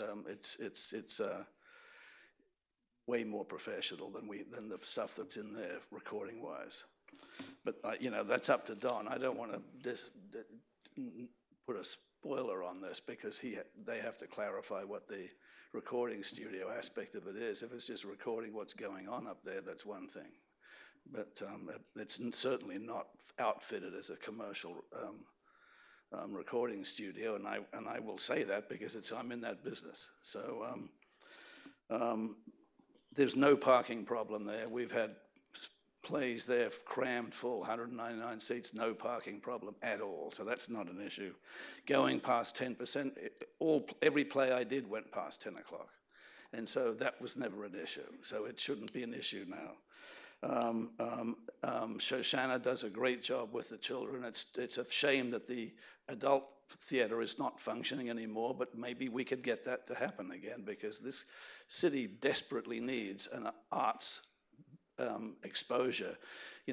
As on the commission, where a lot of the arts painting exposure is now in the city hall, because it's not happening anywhere else. Until we get an arts center, which we desperately need, we need to keep every arts avenue open that we have available, and this theater is the only one that offers space for plays, screenings, stand-up, everything. That we have galleries, but we don't have anything like this theater, and Mr. Martin is doing us all a great favor by allowing us to keep using it.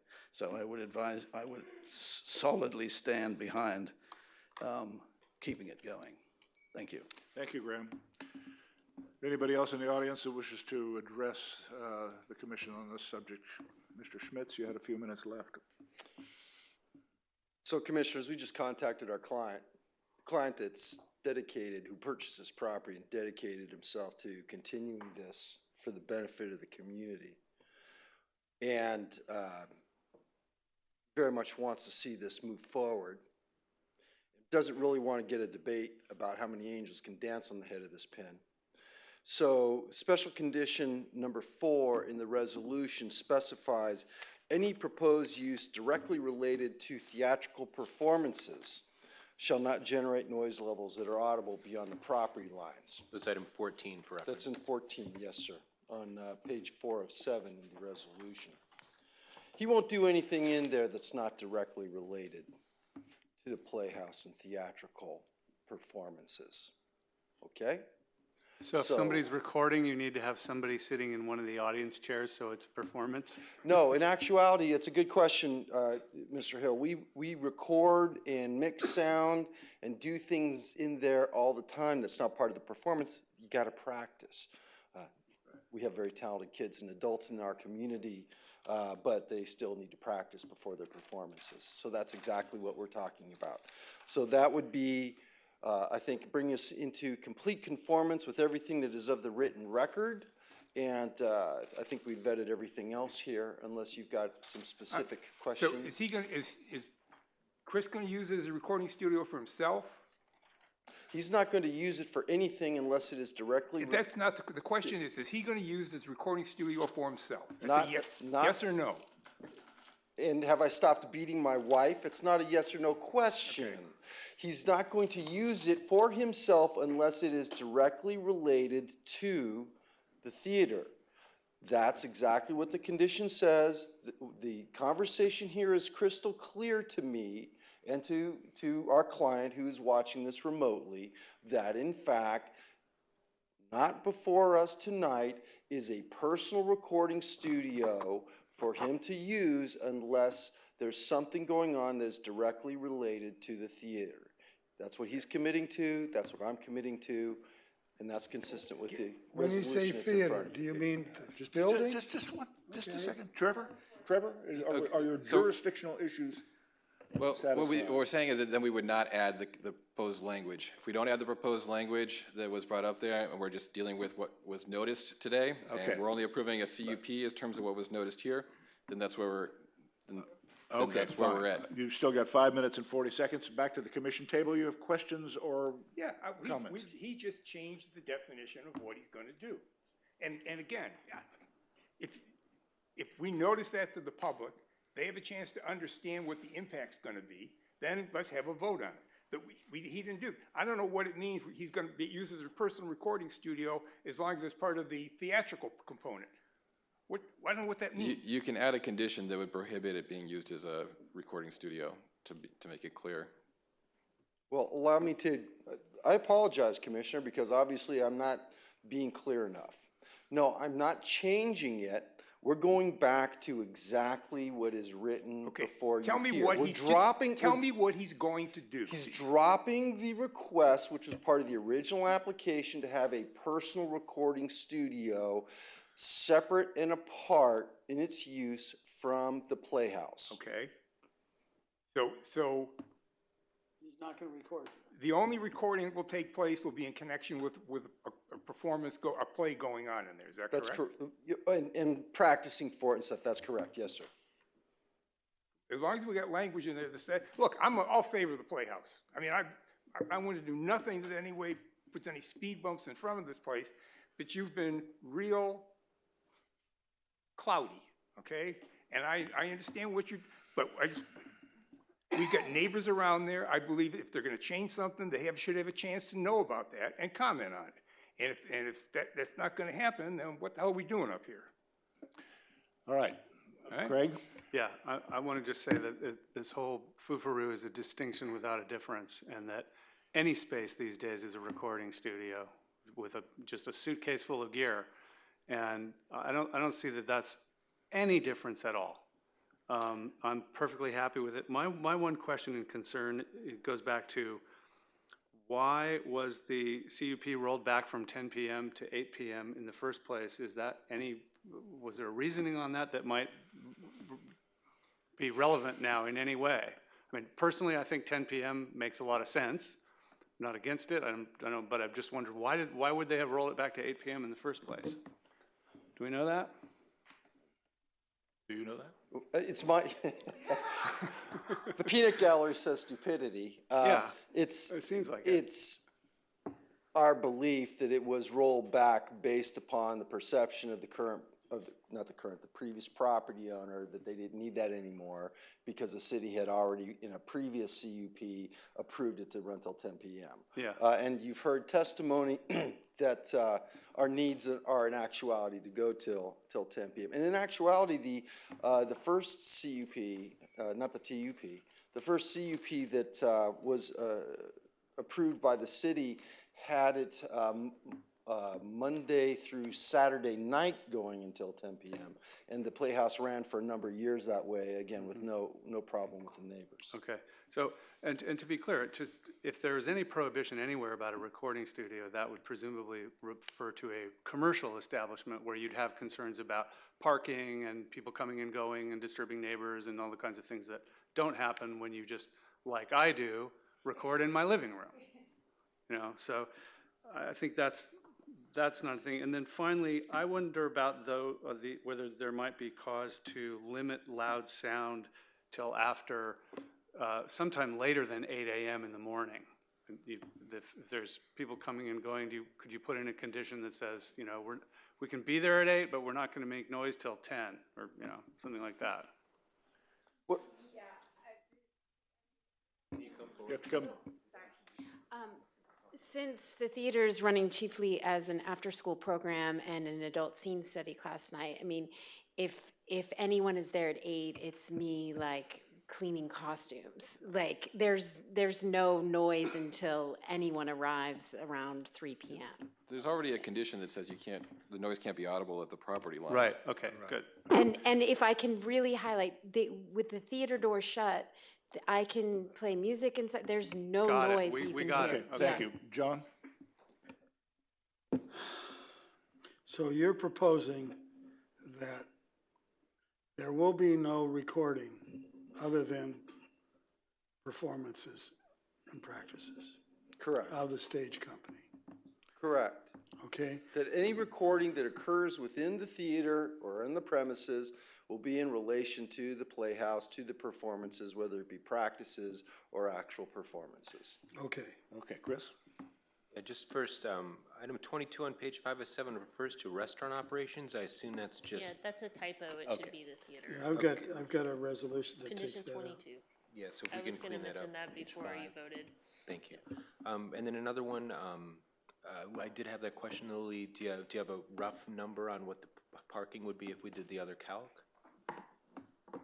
We did our best to kind of just look at the amount of seats because there's not a proper scale, but it would require 65 seats if you did it by 65 parking spaces for the amount of 21 square feet. Got it. And then for the other buildings that are there, since they're supporting the use of this as a theater, they don't require anything but the 2 extra spots that are proposed by the applicant anyway.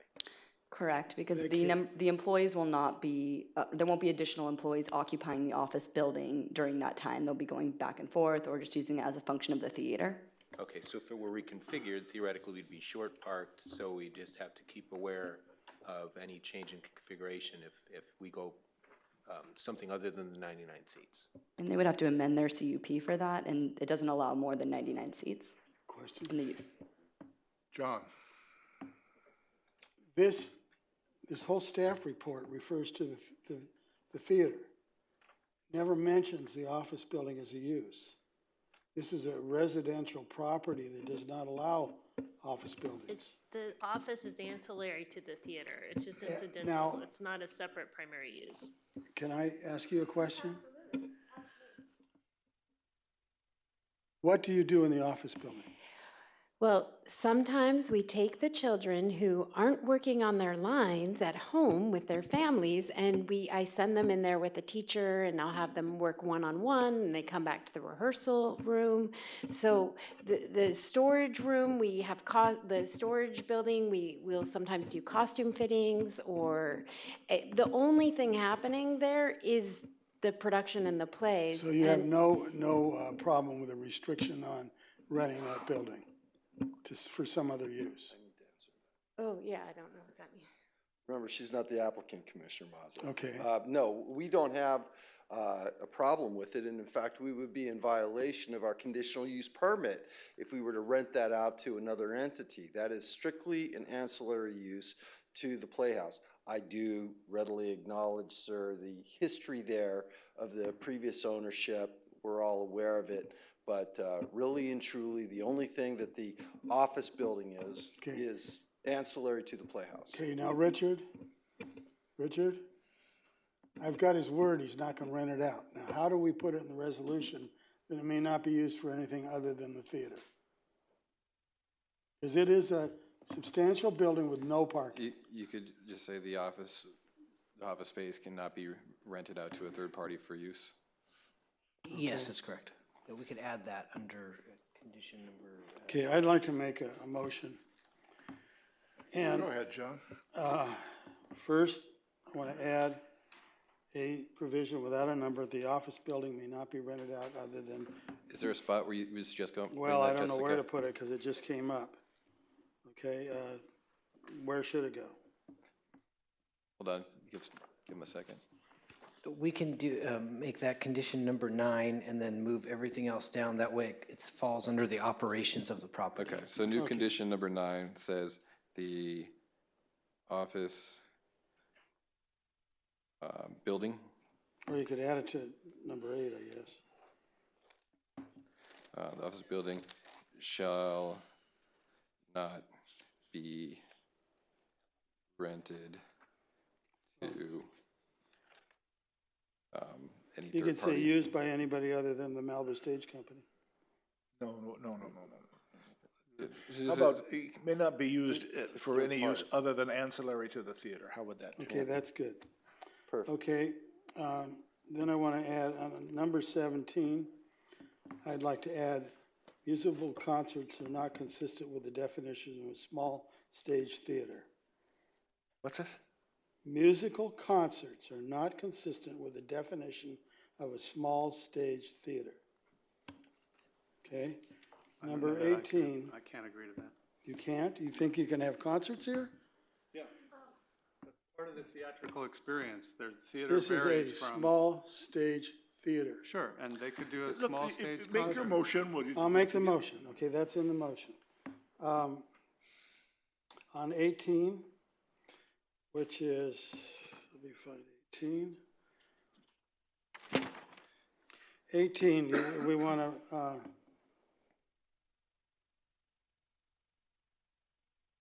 strike the word propose. Let's see. No, I want to strike the word within and add after. And then add at the end within 60 days. So it's the same thing we did in the last one. After a year, you get a review within 60 days.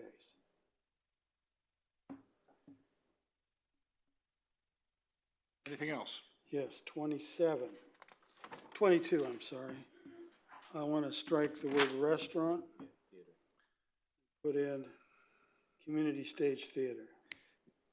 Chair Jennings, could I suggest a straw vote on the music condition? Adding to 17, correct? It was the condition that Vice Chair Mazza suggested that musical performances be prohibited.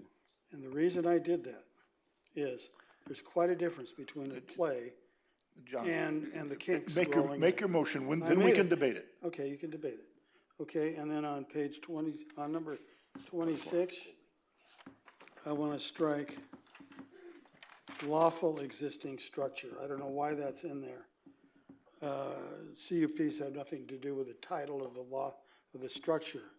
They have to do with the land. I never saw that anywhere else.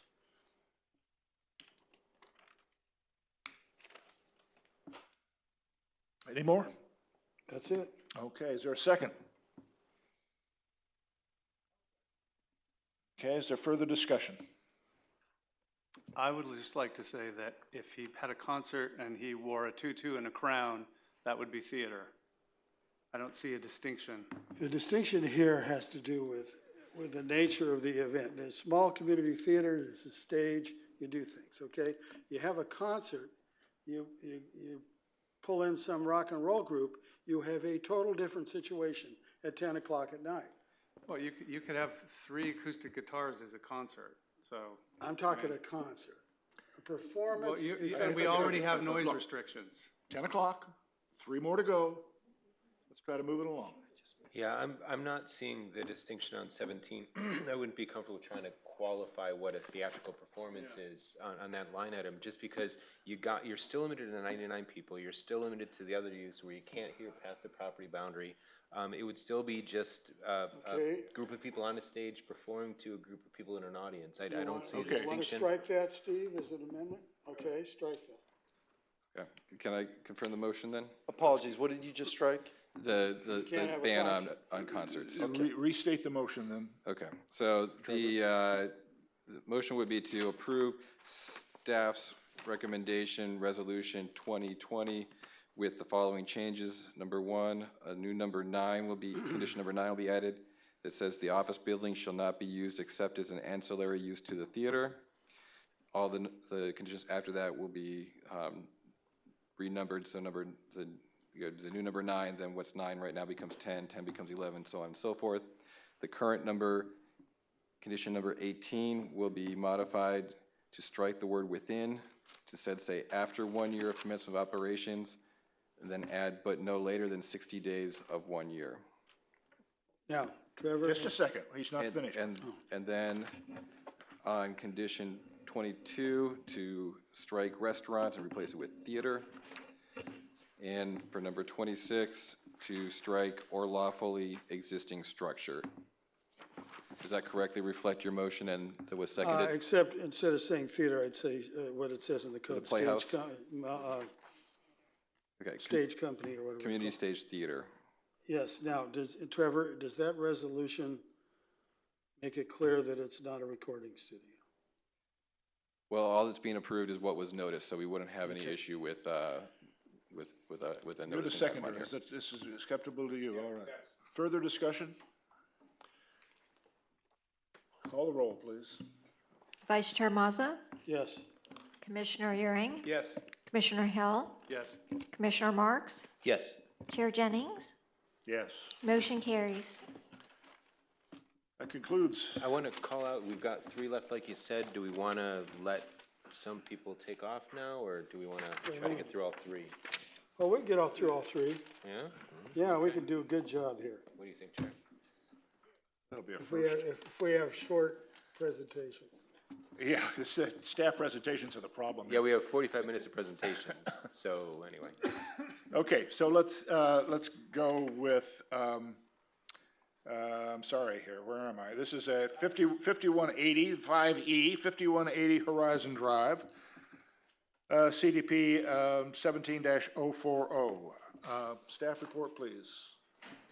Yes, thank you, Commissioners. The next item on the agenda is the CDP for 5180 Horizon Drive, and it includes proposed street improvements on a private road easement adjacent to 5243 and 5246.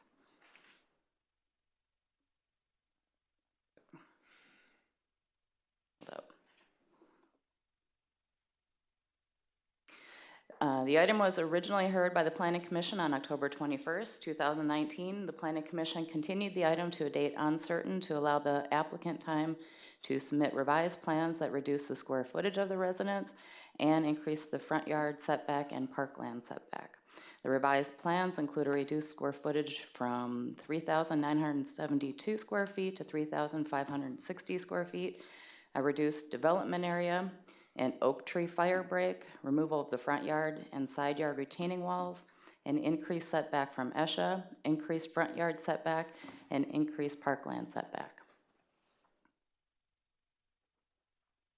The subject parcel is approximately 1 acre in size, is located on the east side of Horizon Drive in the rural residential 2-acre zoning district.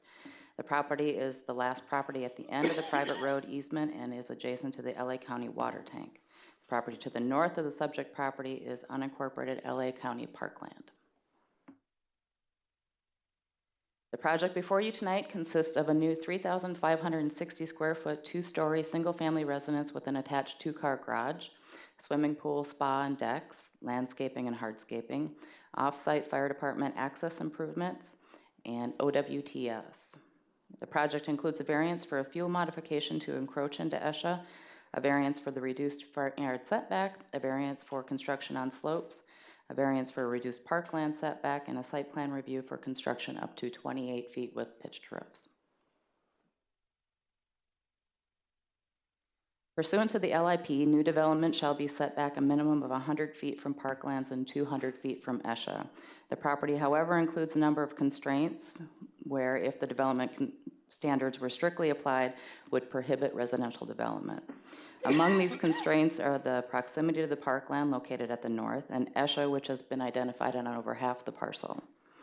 The proposed development has been sited outside of ESHA, however, impacts from fuel modification will occur.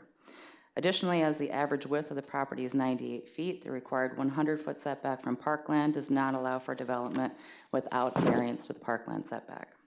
The project complies with the 10,000 square foot development envelope and has been reviewed by ERB, and recommendations have been incorporated onto the plans, including the proposed oak tree fire break. As designed, the proposed development has been sited as close to the front yard setback as possible in order to pull the development away from ESHA, which is consistent with the LIP ESHA sections that allow modifications for development standards where necessary to minimize impacts to ESHA. As the parcel also includes 20 feet of a private road easement, the proposed front yard setback is 25 feet, 4 inches from the property line and 5 feet, 4 inches from the private road easement. Staff received correspondence from Commissioner Hill asking for more information regarding the setbacks from neighboring properties. The table on this slide shows properties within 500 feet of the subject property that are located along Horizon Drive and do not contain access from flag lots. As surveys are not always available for these properties, the measurements for the front yard setback were taken from the aerial photograph for the structure to the edge of the pavement. I've also included a column in the table that shows the distance from the structures to the edge of ESHA. Also included in the table is the estimated front yard setback, the required front yard setback, and the percent of front yard setback reduction.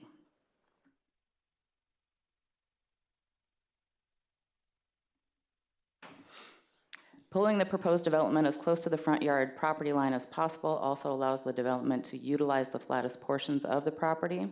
The flattest portions of the property shown in green will be utilized for the driveway and a portion of the development pad.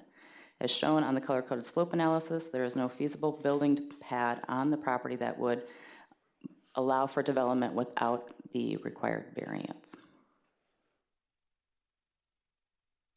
The project proposes a main living area, swimming pool, and patio on the lower level, and the enclosed and unenclosed parking spaces and bedrooms on the upper level. Subject application includes a site plan review for construction over 18 feet up to 28 feet in height. The red dashed line on the elevation shows the approximate 18-foot line. These 3D exhibits better represent how the proposed residence is designed to utilize the existing topography on the site.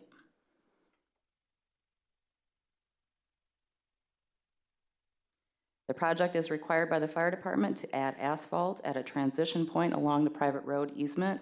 Approximately 10 feet by 20 feet of asphalt will be added to the existing road to create a 15% grade to allow access for the fire trucks. Staff has notified the property owners at 5243 and 5246 Horizon Drive and have invited them to be co-applicants pursuant to LIP section 1362. To date, staff has not received any correspondence from the neighbors.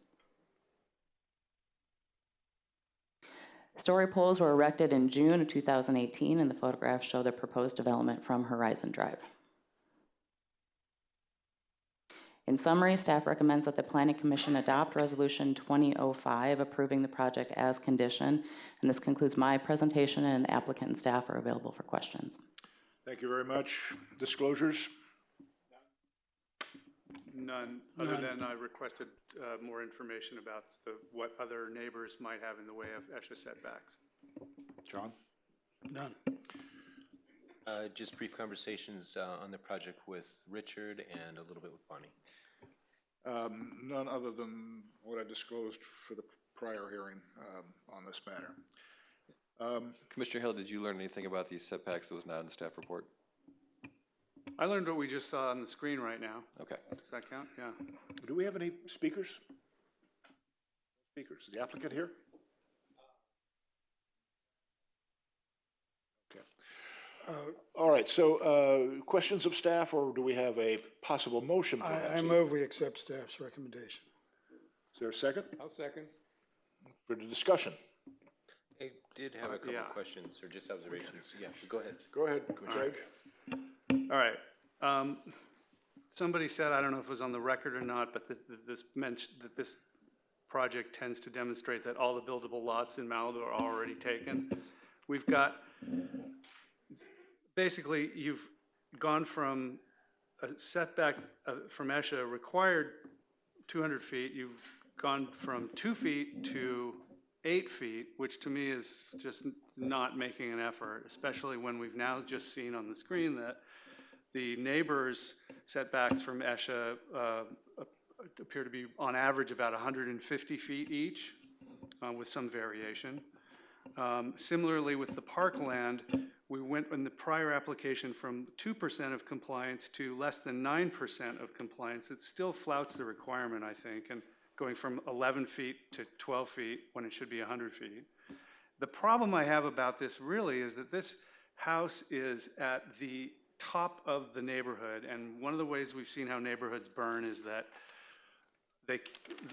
one house catches fire, and then that's the fuse that sets off the rest of the neighborhood, because a house burning is so much hotter and has so much more fuel than just an ESHA around it.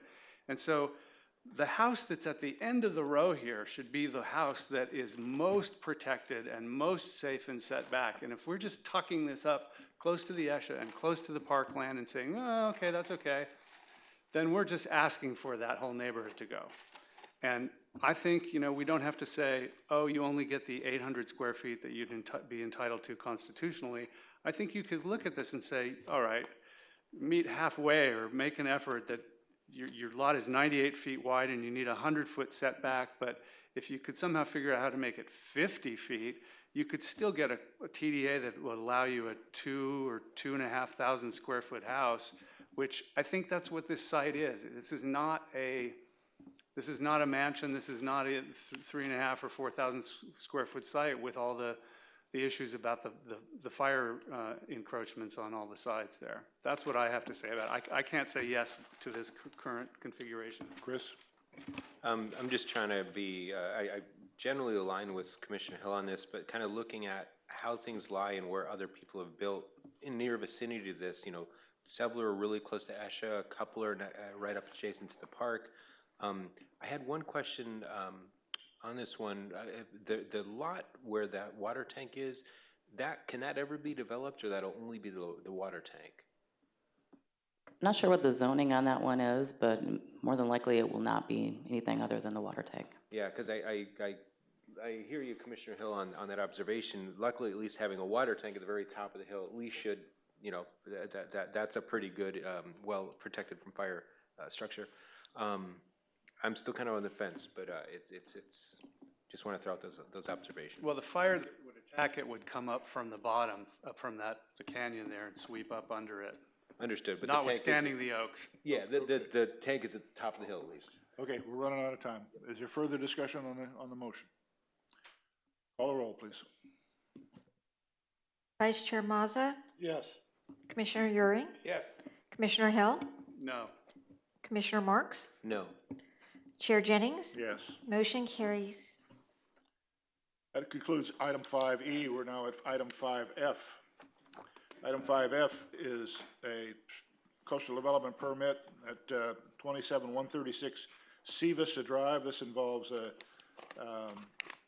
combination of two adjacent lots into one lot and the construction of a new single-family residence, a detached art studio, and associated development. Last staff report, please. Yes, good evening, Chair Jennings and the members of the Planning Commission. The item before you is an item that's been before the Planning Commission before. About 7 months ago, this project came before the Planning Commission, at which time the Planning Commission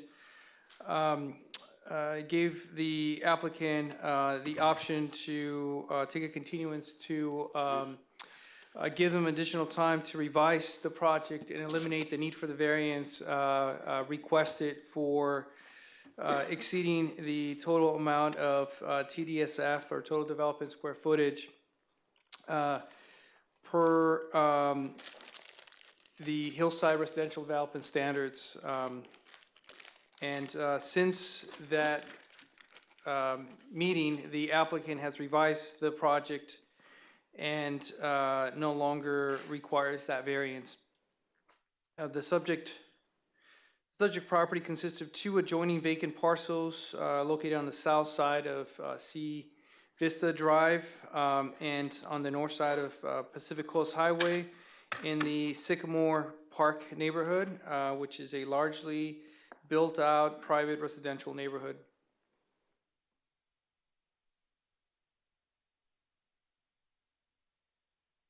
The proposed development includes the construction of a new single-family residence, a detached art studio, swimming pool, and associated development. The proposed septic system is located in the flattest part of the property along the west and northwest portion of the property. It's a geoflow dispersal system. The residence requires a minor modification to reduce the required front yard setback from the required 40-foot 10 inches to the proposed 22-foot 7 inches.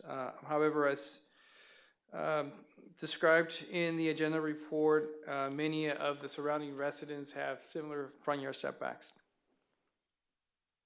As shown on this cross-section, the proposed residence is a 2-story single-family residence. However, as viewed from both Sea Vista Drive as well as Pacific Coast Highway, this residence has the appearance of a single story since the garage is partially subterranean, and on the south side the bottom floor is sunken into the ground, and you're only able to see the second floor from Pacific Coast Highway.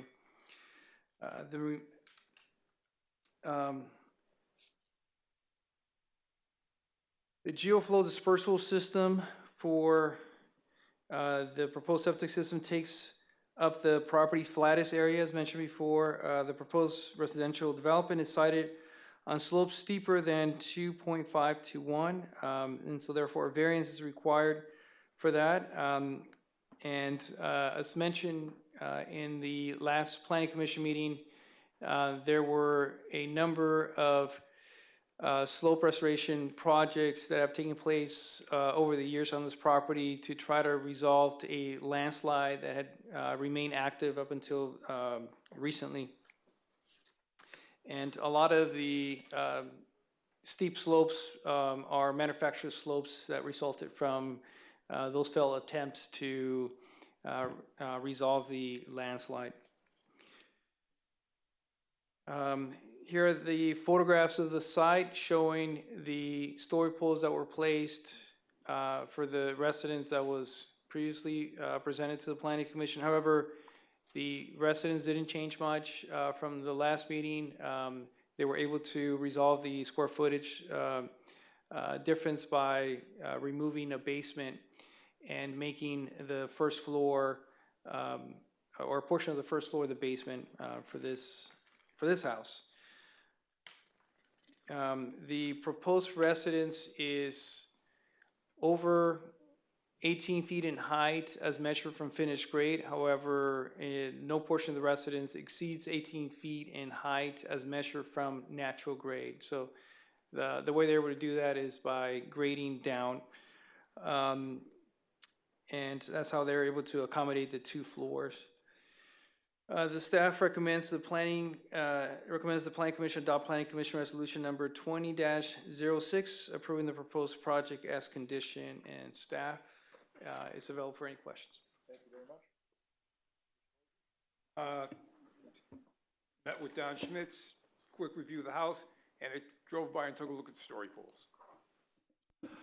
Spoke with Don Schmitz, visited the site again yesterday, spoke with Adrian about a road width question that seems to be settled, but we'll just clarify that.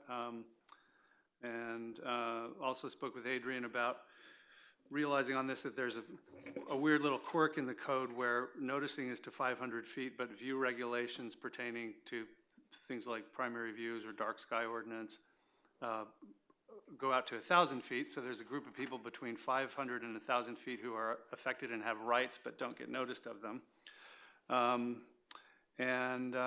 drove up the hill and found that as it happens, it will block blue water view, but that seems to be only houses beyond 1,000 feet, perversely. So I don't think that is now a major concern. That's it. I briefly talked to Don Schmitz about the project, learned nothing.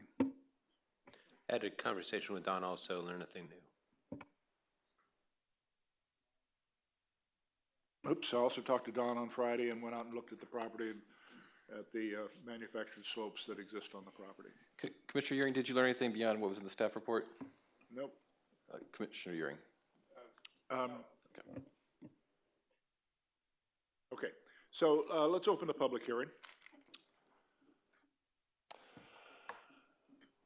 Don Schmitz for the public record, here on behalf of the applicant. Apparently nobody learns anything when I talk to them. I need to work on that. I know that it's getting late. I'm going to move really fast, so if it comes across like an auctioneer, I apologize. You're familiar with the property and its location. We've been in front of you a couple times. You're familiar that it's in actuality 2 legal lots right now, and the part of the application before you is to merge those into a 1.03 acre parcel. The original application that was before you back in June was for a 6,986 square foot single family home. It required 2 variances, one on the total development square footage. We asked for relief from the 25% reduction for the hillside management policies. Despite our very eloquent and convincing arguments, you did not concur. You told us that you were going to deny the project unless it was reduced by 25%. And we also had the variance for the development on slopes steeper than 2.5 to 1, and it seemed like you were comfortable based upon the history of the property with that one. So we did have the original TDSF variance request. The staff did think it was warranted, but again, you're the final word on it. The area that causes the steepness was because of the historical disturbance on the site in the area by Caltrans, and also remedial slopes in grading activity to address the neighbors' properties. So as referenced in the staff report, you held the public hearing, you told us to go back and to reduce it by the 25%, and we have in fact revised the project to be consistent with that 25% reduction. And how we did that is currently you've got the total development square footage, which is 6,986 square foot. We've reduced it down to 5,325. We reduced it by 1,661 square foot. We essentially eliminated the whole lower level of the house. So now we're in concise and complete concurrence with the total development square footage with the 25% reduction. We're still asking for the variance on the steeper slopes, which we'll talk about obviously very quickly in the presentation today. So here's the revised project layout. The old lower level was completely eliminated from the project design. We have eliminated the old basement design and moved it over to the easterly portion of the property. It is a bona fide true basement. It's 1,000 square foot in area. We also eliminated some square footage from the first floor on the main portion of the house and from the 1-story studio. And we also trimmed some off on the second floor on the master bedroom in the back to get the reductions that were necessary. We also eliminated some covered patios. So this, the upper project that you can see is the previous iteration, and the lower one is as revised. You can see the upper level, the main level, and then most importantly, you can see the lower level has been completely eliminated. This not only brings us into conformance with the TDSF that you were looking for, but you also have a requirement in the code that the appearance of the house not exceed 35 feet. These are not stacked on top of each other, they're set back, but this is the view from Pacific Coast Highway. So we were consistent with that before, but by the elimination of the lower level, now the appearance from Pacific Coast Highway will only be 23.5 feet. So that's an extra benefit. You've seen the story poles. Thank you, Commissioner Euring, for alerting us that we'd spent the money to go out and put the story poles up, and the storm came in and immediately blew them down. We put them back up again. The previous project elevations you can see here from existing natural grade have been reduced down fairly significantly even more. So this is the east elevation for the redesigned project that you can see. That's been produced by Burge, and this is the view looking southeast from Sea Vista Drive and the story poles, and there is the rendering of the same. So there are a number of point of view determinations that are within the neighborhood. They've all been looked at. I'm going to go back to that, and staff has adopted the findings that the project will not have any deleterious impacts on the designated primary view determination for the surrounding properties. We did work with the Johnsons, the next door neighbors. They were concerned, even though the original design that we were going to bring before you in April didn't impact their primary view determination. We agreed that this is the way it will look now, but there was concern that the house as it had been previously designed was going to impact their views up coast, even though it wasn't their primary view determination. And I advised my client, and he followed that advice, that we should work to address their specific concerns. And Mr. Johnson actually came to the hearing in June and was very honorable and supported the application. So that's all been revised, so there's not going to be any impacts to his upview coast views, coast views. Sorry, I stumbled on that one. And staff has made the determination that the project will not have any deleterious impacts on primary view determination. Additionally, because of the design of the house and the geologic constraints, there's pretty significant view corridors across this property. Because we have to have that geoflow area on the westerly side of the property, we've got 58 foot where there's no development. We have an additional 13 foot down through the middle between the main house and the art studio, and we have an additional 21 and a half feet going down the easterly property line. So that's 50% of the property will be unobstructed as it pertains to the views across it, even though we're not impacting anybody's primary views. That's a view looking to the north and looking to the south over that portion on the westerly part of the property where there is going to be no development. Additionally, this is a point cloud. This is the, granted, this is the design that was in front of you back in June, which has been scaled down, but you can see that no point of the proposed house will exceed 18 feet from existing natural grade.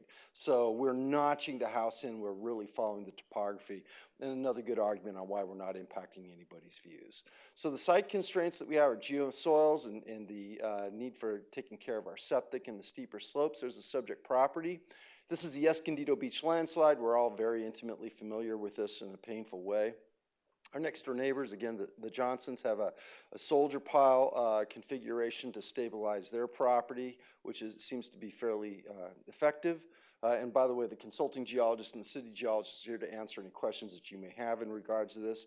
Caltrans did grading to try and address the landslide next to the Johnson property. They also did additional keyway grading down along Pacific Coast Highway that's had some measure of success, but has not been completely successful. So a pilot road was graded across the property. You can see it in the 1994 photographs. That's what created the steeper slopes, the manufactured slopes that we need the relief and the variance for. We have proposed soldier piles. It's a pretty massive undertaking. They're up to 60 inches in diameter. They're up to 80 feet deep. It's enormous. We're going right down deep into the bedrock. And you can see the caissons on the left-hand side. Those are strictly for the purpose of pinning to the bedrock the westerly portion of the property, because that's for our geoflow system that we're having on the westerly side. It's $1.5 million foundation system. It's pretty enormous, but it will be very safe, and it will help to secure this portion of the hillside and deal with the ongoing problems for the landslide in that area. So the site constraints, there's the footprint of the development. We do need some relief from the 2.5 to 1 limitation, hence the application for the variance. But you can see these variance slopes isn't that we're proposing a development on a naturally steep hillside. These are manufactured slopes from the past disturbance. We're consistent with the yard setbacks. We have the geoflow field that must be located up there in the northwesterly portion of the property. And as Land Phases has written in the report, there is no other area within the subject property where that dosing field could be located. So the staff has made the findings. I'll move quickly here that there are special circumstances to justify the variance which we have applied for here and which we've already discussed. I'll just move past this quickly because you've all read it. But I do also want to point out to you that the project is consistent with the neighboring development. There's findings in the staff report in regards to how far to the south from Sea Vista we are proposing the house.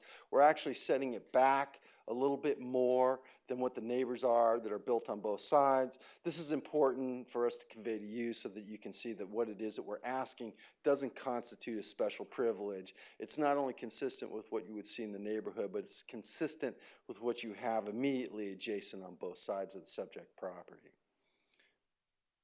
Findings, well, I'll go back to that very quickly, that the residence to the east appears to extend over the same steep slopes and that the two adjacent residential developments are located on the south side of Sea Vista Drive and extend laterally into the respective properties approximately 140 feet where we're going out 132 feet.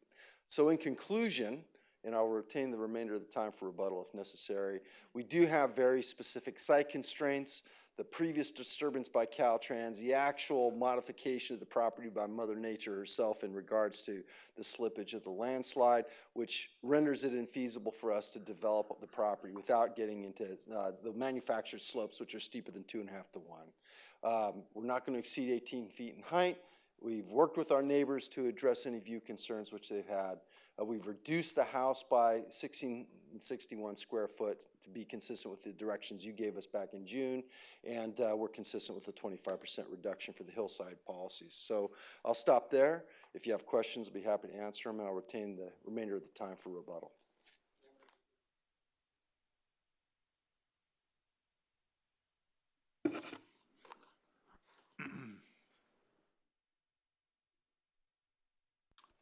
Three minutes, Mr. Johnson.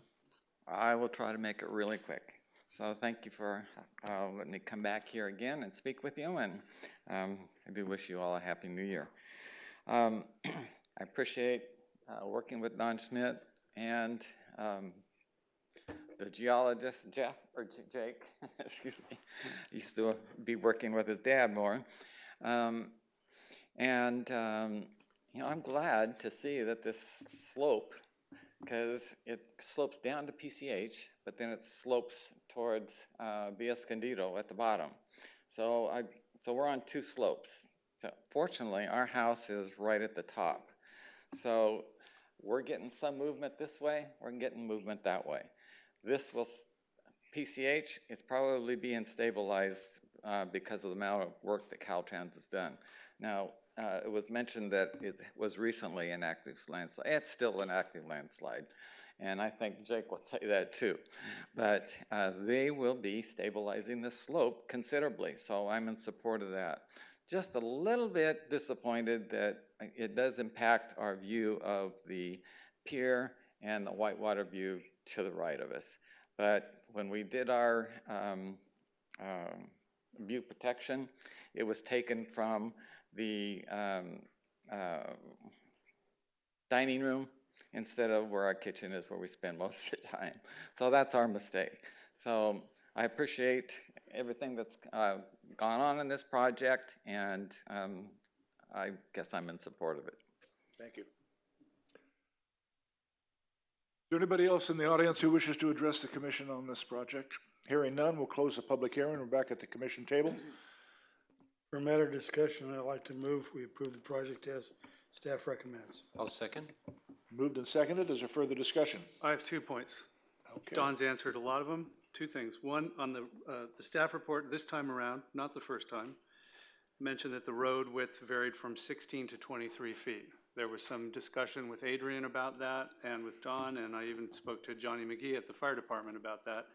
And there was agreement that it was accurate, that it's 16 feet, and I saw that on the site visit, but it also seemed that it could be easily cured by just putting a little more asphalt down or something. So I just want to, I'm just concerned about setting any precedent that says we allow 16 feet, and Johnny McGee said he looked at it 4 years ago and he would have done it differently now, but I think it's addressed, I just wanted to call that out. And secondly, if I can just move forward, it just occurred to me, I wonder, has there been any assessment of how the geoflow dosing field dispersal might affect the residents to sort of downslope to the west, right next to it? Is it what, I didn't, is there any sort of wall or barrier or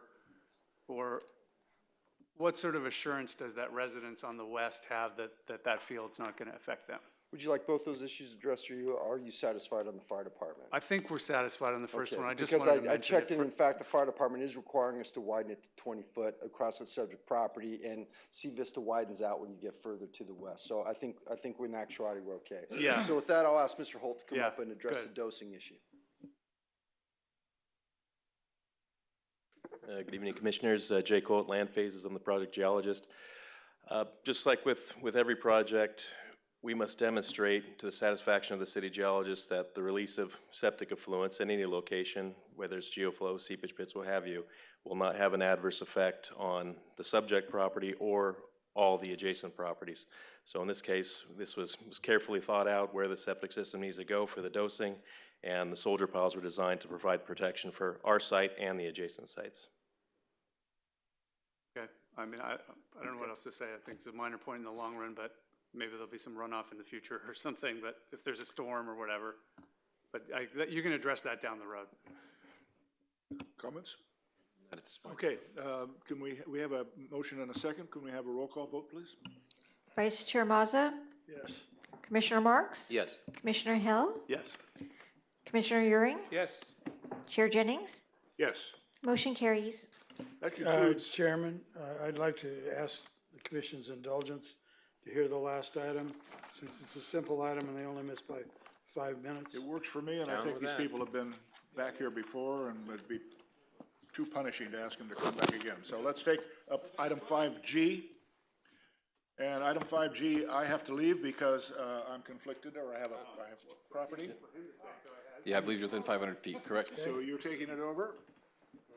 He didn't tell us he was leaving when he going home. suggested we keep going. Don't forget. Thank you.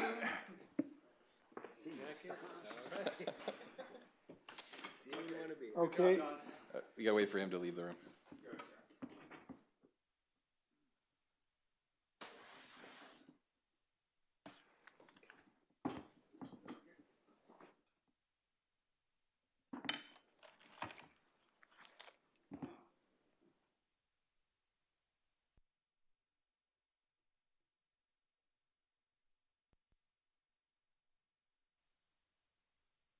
Let the record reflect Commissioner Jennings has now left the room. okay, we're opening item 5G. May we have a staff report? Quick. Yes, yes, thank you. The next item on the agenda is a coastal development permit for 5942 Bush Drive. Working. Okay. The subject parcel is a vacant parcel approximately 1 acre in size, is located on the north side of Bush Drive and the south side of Little Bush Drive in the rural residential 2-acre zoning district. The subject application proposes to take access from Little Bush Drive to the north. The project before you tonight consists of a new 3,679 square foot, 2-story single-family residence with attached 2-car garage, 900 square foot lower level second unit, 790 square feet of second-story decks, understructure storage area, 450 cubic yards of non-exempt grading, 20-foot wide access driveway, landscaping and hardscape and OWTS. The project also includes a variance for the fuel modification to encroach into ESHA, a site plan review for construction on slopes between 3 to 1 and 2.5 to 1, a site plan review for construction up to 28 feet with pitched roofs, a site plan review for an exemption from the hillside residential development standards, and a minor modification for a reduced front yard setback. The subject property is not mapped as ESHA, however, a drainage feature exists along the southern edge of the property. According to the submitted biological inventory, the drainage feature does not support habitat for special species, plants, or animals. However, pursuant to the LUP, the policies and standards for ESHA still apply. As designed, the proposed development has been sited more than 100 feet from the drainage area. However, approximately 15 feet of fuel modification will extend into the drainage feature. Therefore, a variance for ESHA has been requested. The subject application also includes a minor modification for a reduced front yard setback. Reducing the front yard setback will allow the development to be sited closer to Little Bush Drive and further from the drainage area at the south. The subject application includes site plan review for construction on slopes between 3:1 and 2.5:1, shown in yellow on the color-coded slope analysis at the top. Development has also been proposed on slopes steeper than 30% based on a 10-foot contour interval, as shown on the slope analysis at the bottom. As a proposed development does not meet the maximum 35-foot high limit for hillside standards, a site plan review for an exemption from the hillside standards has been applied. It was determined through the site inspection and analysis that the proposed development will not be visible from public scenic areas. Therefore, the site plan review for the hillside standards can be approved.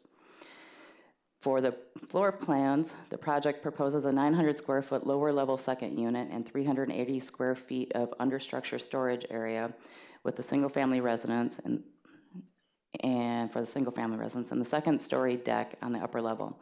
The enclosed and unenclosed parking spaces are also located on the upper level.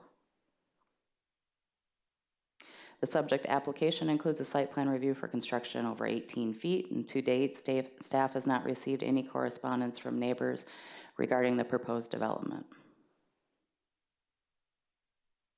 Story poles were erected in January of 2019. The photograph at the upper left shows the proposed development from Bush Drive. The photograph on the lower right shows the development from Little Bush Drive, basically from the proposed driveway. In summary, staff recommends that the Planning Commission adopt Resolution 2004 approving the project as conditioned, and that concludes my presentation. The applicant and staff are available for questions. Do we have any speaker slips? Do we have any disclosures? Yes, I met with Commissioner Mazza, and I met with Steve Yett twice. The first time supposed to come before us the first time. We had some questions, so we met with him again this Friday, make sure that he had cleared up all the things we brought up the first time, so nothing new. Did a good job. Did we see this the first time? Yes. We continued it without, anyway. Yeah, I went out to the site yesterday and I noticed that the story poles look to be about 20 feet high at best. Is that because the whole thing's being sunken down a little bit? Yeah, I would have to look up the overall height. That is correct. Okay, thank you. And yeah, I had a point and a half to comment, but I'll wait. No disclosure. I went and visited the site with the architect and Steve Uring, learned nothing that wasn't in the staff report. Open the public hearing. We have one speaker only for questions. Does anybody else wish to speak? Okay, we'll close the public hearing. Does anybody have any questions or a motion to make? I just wanted to point out that it looks like it's going to substantially block the view of the next door house, and we didn't hear from them. So I don't know. There's nothing that we can do. That's on them. But just as a matter of, for the public interest, that's something people need to be aware of. And also to point out that in this case, the ESHA setback is required to be 200. It's at 185, and that to me seems like that's in the ballpark. That works. That's in stark contrast to the prior application. I'll make a motion to approve staff recommendation. I'll second the motion. Okay, let's take a vote. Commissioner Uring? Yes. Commissioner Hill? Yes. Commissioner Marks? Yep. Vice Chair Mazza? Yes. Motion carries. We have a motion to adjourn. Motion to adjourn? Second? Second. We're adjourned. I'll adjourn. All right.